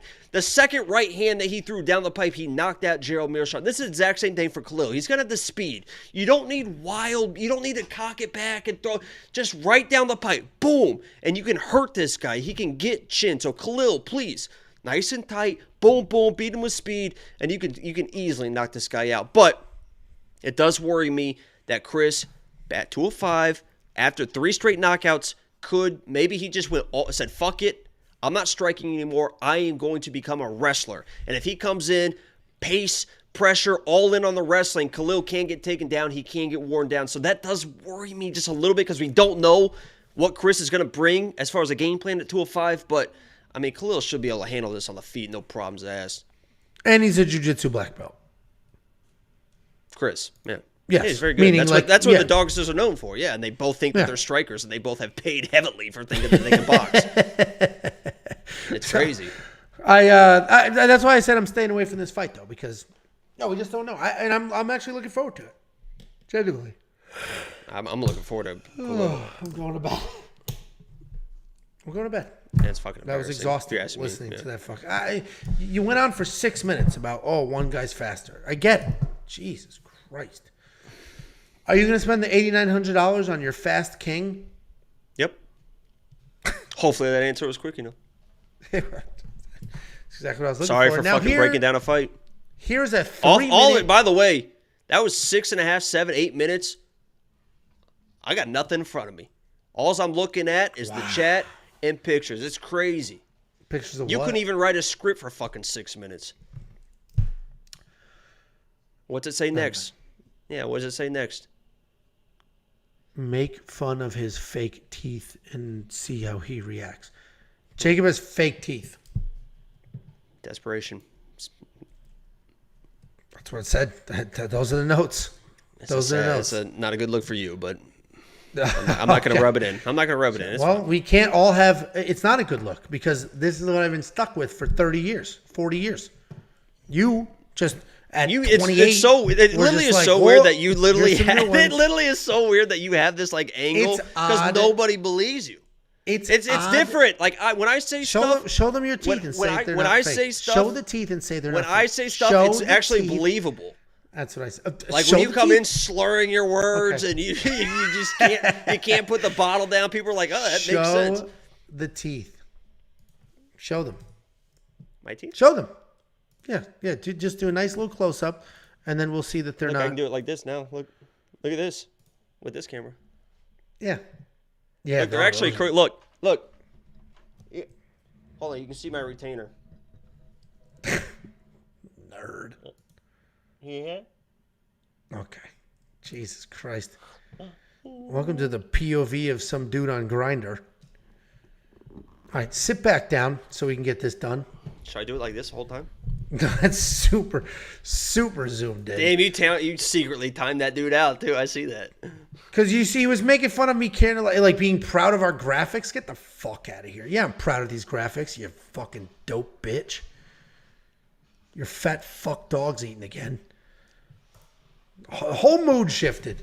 Dude, change the camera. It's too close. What? It's creepy. It's creepy. You're the one that said it. You wanted it. Here we are. All right. But don't run around being like, oh, nobody thinks they're fake. They're fake, and people can tell they're fake. Like I don't know why you. I literally just showed my bottom retainer. You're still sticking to this theory. Okay. Which is like almost pathetic. I literally just showed the bottom. You don't have a fucking retainer if your teeth are fucking fake. Holy I don't know. Shit. I don't have fake teeth. But I know you and I talked about it. The worst part is you just got exposed. Weird? No, excuse me, sir. You just got exposed, and you're still going to try and stick with this for weeks to come because that's all you got. Yeah, sure. I don't have the short thing. I don't have the ginger thing. I don't have the poor which is all apartment fake thing, again. the single thing. My favorite part of your live stream, and this, I'm not even being a dick. I was cracking up laughing. Can you zoom? Yeah, thank you. My favorite. No. See? I'll do it on my own time. Just a spike. Exactly. My favorite thing about your Saturday live stream was when you were like making fun of the chat. And you're like, oh, who am I kidding? You guys don't have girlfriends. You're all just sitting alone in your apartments. Meanwhile, you were literally alone in your apartment with no girlfriend. I was cracking up laughing. Yeah, I'm sorry that I make those sacrifices for the stream and for the channel. That's let what me just first of all apologize, Angelo, for sacrificing my entire personal life to benefit this fucking channel and for the chat. Yeah, let me be like real. Oh my God, you're trying to make me feel bad because I've sacrificed my life to entertain these beautiful people. That's the difference between us. I am not willing to make those sacrifices. Next up at UFC Vegas 78, we have Cub Swanson taking on Hakeem Dawodu. Cub Swanson 28 and 13. 3-2 in his last 5. He's coming off that loss to Jonathan Martinez. He's taking on Hakeem Dawodu, 13-3 overall. 3-2 in his last 5. He's coming off the loss to Juliana Rosa.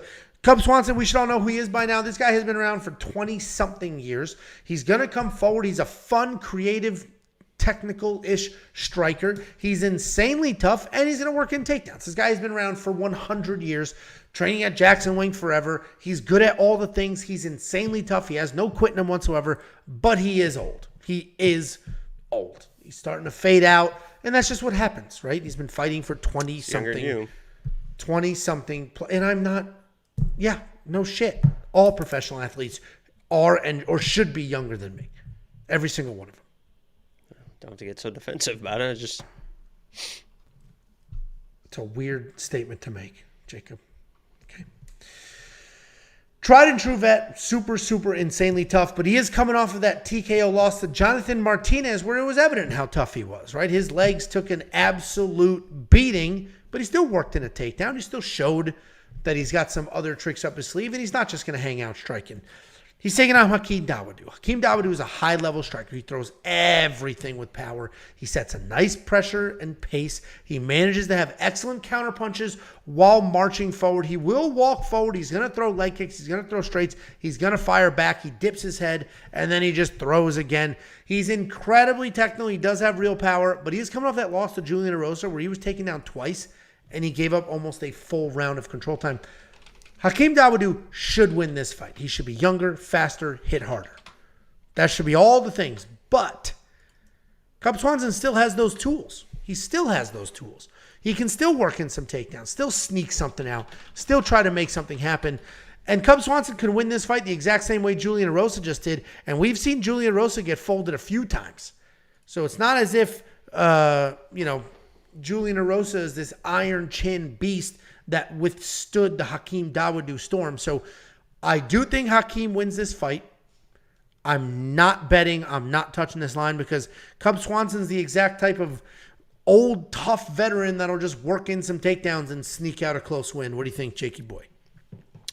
Yeah, let me start off by saying that I am biased when it comes to this fight because everyone knows my love for Ryan Hall and the Manly Hebos and all these different fighters, but it really was Cub Swanson was my day one. Everyone's got their favorite fighter, their first fighter, the fighter that really jumped out, that made them really love the UFC. One of the first fights I ever watched was one of Cub Swanson fights, and I just fell in love with this dude. I mean, he is just so much fun. He's so tough, and he's just willing to put himself out there to win fights and to be entertaining. And I just always had this special place in my heart for Cub Swanson. And with that said, I think that this is a winnable fight for him. I don't think that he's going to. My pick is going to be Hakeem, but he can win this fight. Hakeem came in against Juliana Rosa. I don't even know how he's going to make weight. I mean, he missed weight by 4 or 5 pounds against Juliana Rosa, and even with that extra weight, he was dropped, I think, 2 or 3 times in the first round of that fight, almost put out completely. I mean, that was a bad first round. He was able to come back, work through it, and you see when he is good, he is very good. I mean, he is a high-level striker. When he is throwing combinations and he is looking good in the pocket,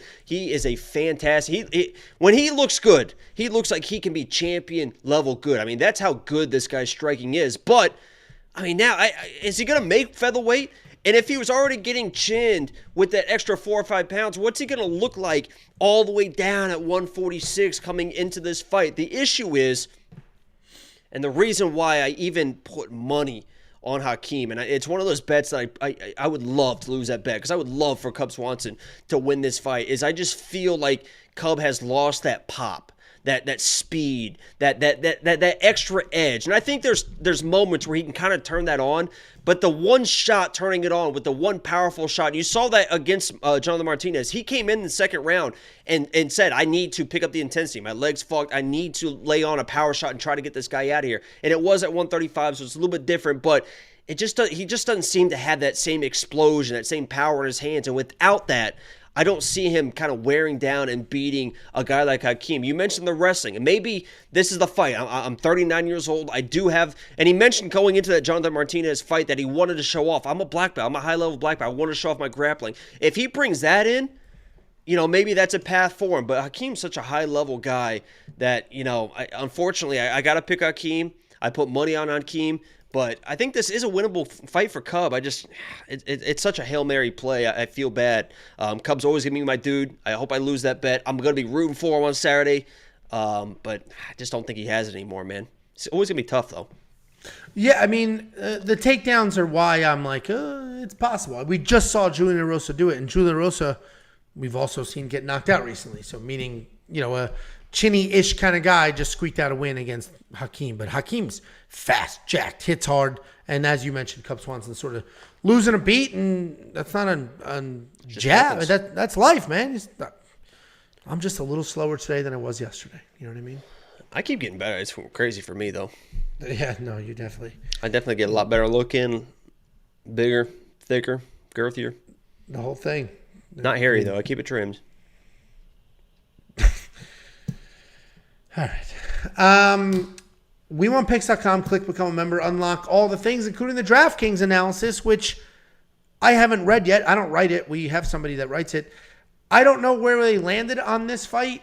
Frankly, if you think Dawodu is going to get the finish, get the knockout, going to touch up Cub Swanson, then get it done, he's probably worth the 9,000, because Cub is the exact kind of tough guy that can let it go a little longer and let you get your volume up. But Dawodu might also be a fade here, because without the takedowns, you're really relying on a knockout, and that may not come. Cub Swanson was TKO'd in his last fight because of his leg. Well, not because he was one punch knocked out. He was dropped in the first and nearly finished. I mean, he was chinned in the first, but again, that was at 135. Yeah, yes. But that was, I think the bell saved. I'm trying to remember, I think the round might have saved him there. Yeah, but even when what's his name finished him, similar type thing. Giga. Liver kick. Yeah. It happens. Yeah, exactly. But meaning, yes, there's 2 finishes recently, but he's not just bang, no chin. You can't say he's got no chin. But he was chin last fight. And he stood up. He was still there. Moving forward. Shooting takedowns, which he got. It'll be interesting. I'm probably not going to touch it with DraftKings, but I get it. If you're on the Dawodu side, I get it. You're betting against a 39-year-old man. Next up. At UFC Vegas 78, we have the main event of the evening. We have Vicente Luque taking on Rafael dos Anjos. Vicente Luque is 21-9 overall. He's 3-2 in his last 5. He is riding a 2-fight skid. He's taking on Rafael dos Anjos. This guy is 32-14. He's 3-2 in his last 5, and he's coming off that submission win over Brian Barberena. Vicente Luque at one point in time was like everybody's favorite guy, the next guy. He's going to be the champ. Vicente Luque is the best. Vicente Luque is going to get it done. And he does have a whole wide array of skills. We have a way. This is why people think I have a lisp. A wide array. I think you have a lisp. That's one of those things. It's like you say, oh, you have fake teeth, but you actually have a lisp. Okay, sure. The odds of me having a lisp and you having fake a lisp. The odds of me having a lisp. You definitely want to do it there. Spreading to my tongue. The odds of me having a lisp is... Anyway, Vicente Luque has skills everywhere. He can grapple. He can strike. He's knocking people out with like nice, solid accuracy, good footwork, nice kicks, and he's catching people in scrambles and scooping up submissions. He has a 61% takedown defense overall, But if you remove the Bilal Muhammad fight where he was taken down 5 times, Vicente Luque has only been taken down 5 times in 14 fights since 2017. So is a really well-rounded guy, a bit exposed in his last 2 fights, including the Jeff Neal fight where he lost that first round, he lost the second round, and then he was rocked and finished in the 3rd round, and famously a brain bleed, and now he's back. We'll talk about the brain bleed thing in a second. I don't think it matters during the fight. Certainly after the fight. He might be in a wheelchair in 10 years, but inside the fight itself, it's not like his brain's just going to ooze out of his ears and that's it. So I'm not worried about that. He's taking on Rafael Dos Anjos. This guy's the former lightweight champion of the world. Some of the people that showed up to UFC during the COVID era might not realize how accomplished this man is. He's fought everybody. He's done everything. And yes, he is a little older, but he's not a guy that's taken a ton of damage. He's a really tough guy. He's going to come forward. And he started his career as a grappler. He still is a grappler, but he really put together some solid striking over time as well. And there are some recent fights in the last year and a half or so where you see that striking. You see how clean it is. You see the technique. But he's still going to come forward, wrestle, jiu-jitsu at heart. He's coming off the win over Brian Barberena. Before that, he lost to Fiziev, but he did have some success in that fight. And then before that, he beat Moicano, who, Moicano was another guy that people were like, oh, this guy's a killer. And then Rafael Dos Anjos. That was like 2 days' notice, 48-hour notice or something. 5-round fight. I get it. And he just wrestled him. I mean, he just laid on him. So let's pump the brakes on that. So. And that's what I think is going to happen in this fight. Bilal Muhammad gave you the roadmap to how to win this fight. Just take Vicente Luque down, and you're fine. If you take him down, that's it. You're good. The reason he submitted Michael Chiesa is because Michael Chiesa didn't just take him down and hang out. Michael Chiesa was chasing, trying to find stuff, was way too heavy on top, slid over, got submitted. If Michael Chiesa just settled in and relaxed, he was winning that fight, was going to win the fight. I think Rafael Dos Anjos wins this fight because he's also a very high-level BJJ guy. And I think he'll come forward, get the takedowns, and settle in. He's not going to chase. He's not going to get wild. He's not going to get overzealous. Plenty of 5-round experience. He's not, the most active guy in the last couple of years, but I think Dos Anjos wins. Brain bleed point very, very quickly. Everybody's going to talk, I'll take the guy who didn't have the brain bleed. Obviously, first of all, that's a terrifying injury. And he's been cleared. I get it. No. That's where I'm going. It's like breaking your arm and then your arm heals. It's good. Yeah. You're good to go. No, it's terrifying just a brain injury. You don't have one. Terrifying you seem to be injury. Working through okay. Glad all is well for him. It's kind of sad that a high-level, ranked in the world professional athlete didn't make enough money to be like, I'm done, right? Like, I made enough. He's got to still do this. That kind of sucks, and that's just the sport that we're in. But I don't think it matters for this fight. I don't think it's a factor inside of the fight at all. So, people love throwing that as a narrative. I don't think it matters one bit. But Rafael Dos Anjos by wet blanket. This could look exactly like Corey Sandhagen versus. Damn it! That's what this could look like. Is that what you were going to say? That's what I said. I mean, that's what I said in my quick pick video too. That I'm actually scared for the viewership that this literally could look like. And I was like praying to God that it's not going to look like that. And I don't think it is. I think the path to victory for RDA, it needs to look like that because Vicente I think Vicente is a better fighter and a more dangerous fighter. But yes. But if RDA is able to get the takedowns and lay on him, it is what it is. And if this was before the Jeff Neal fight, I would feel very confident in Vicente. But I think that obviously the brain bleeding is just a symptom of, Vicente's been beat down, and he was known as a guy that you can't knock out. And he doesn't really move his head, and he keeps marching forward, and he takes beating after beating, and he finds those finishes. And finally, Jeff Neal was just able to just beat him down so much that his brain just gave up on it. He's like, I can't take this anymore. And he got knocked out for the first time. And it's like all those beatings, can he recover? Is it going to turn into, oh my God, now this guy's getting knocked out like crazy because all these beatings have finally caught up to him? So we're going to find out, I think, pretty quickly, because he's going to be in RDA's face. RDA, as you mentioned, is a capable striker. He can land some shocks. I think we're going to find out very quickly if Vicente's good to go or if he's going to get dropped. If he's good to go, I think he can win this fight. I think he can withstand the takedowns. If he gets taken down, I think he can get back to his feet. I believe he's the better fighter. He's still a young guy, surprisingly, for all these fights that he's been in. And it's that left hook. I mean, his left hook is a powerhouse of a shot. That's what he knocked out Bilal with. He almost was getting Bilal in that last fight. Wait, what? That was a rematch. He knocked out Bilal before. Oh yeah. All right, Yeah. Just making sure. So he knocked anyway. So he knocked out Bilal. Then he came back. He tried to land that same shot. He was landing it. Bilal was eating it a little bit better. But that's what Fiziev knocked out RDA with. And it's kind of hard to play that copy and paste game. Yeah. But it is the same shot. I mean, it took 5 rounds to do it, but we got a 5-round fight here. Eventually he landed it. So it's not like RDA can't get knocked out too. Vicente, he's a finisher, man. 21 wins, 18 finishes.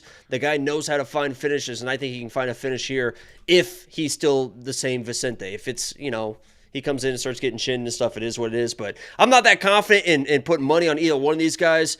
But I understand that's what I'm saying. I understand the safe play in RDA because they're wrestling. But my pick is going to be Vicente. I think he's a better fighter, and until he shows me that he is kind of completely broken from all the damage, I got to stick with him. But I'm not putting money on him. For live stream, I will, but not for premium or anything like that. So. Yeah, I did throw down a little bit of money on Rafael dos Anjos. I got him at -120. He's now -130. We'll see what that line does throughout the week. We'll see what happens at weigh-ins because Rafael dos Anjos is going to be the smaller guy here. He's the former lightweight champion. This is a welterweight fight. He's moving up. Fiziev, a lightweight. Moicano, a lightweight. We have dos Anjos moving up here. So we'll see. He's probably going to be smaller. He's sort of a big-ish guy, so I don't think it'll be too bad. But go ahead. No, go ahead. I right. Sometimes I kind of want to go. So what we have to take in consideration here, back to back, the co-main and the main. You see it right here. And what happened last week, guys? Luck of the week last week was not my fault because Alexa had a mustache. And if you guys watch the live streams, we know about the mustache curse.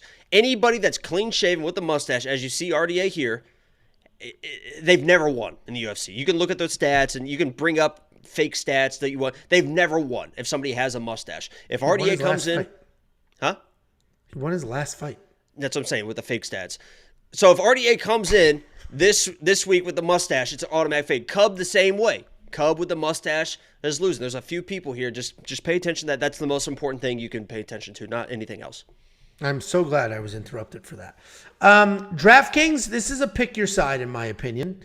If you think RDA, you're with me, you think RDA is going to get all the takedowns and win this fight. I mean, Corey Scanhagen, I think, broke a record for most number of points. There's that lisp.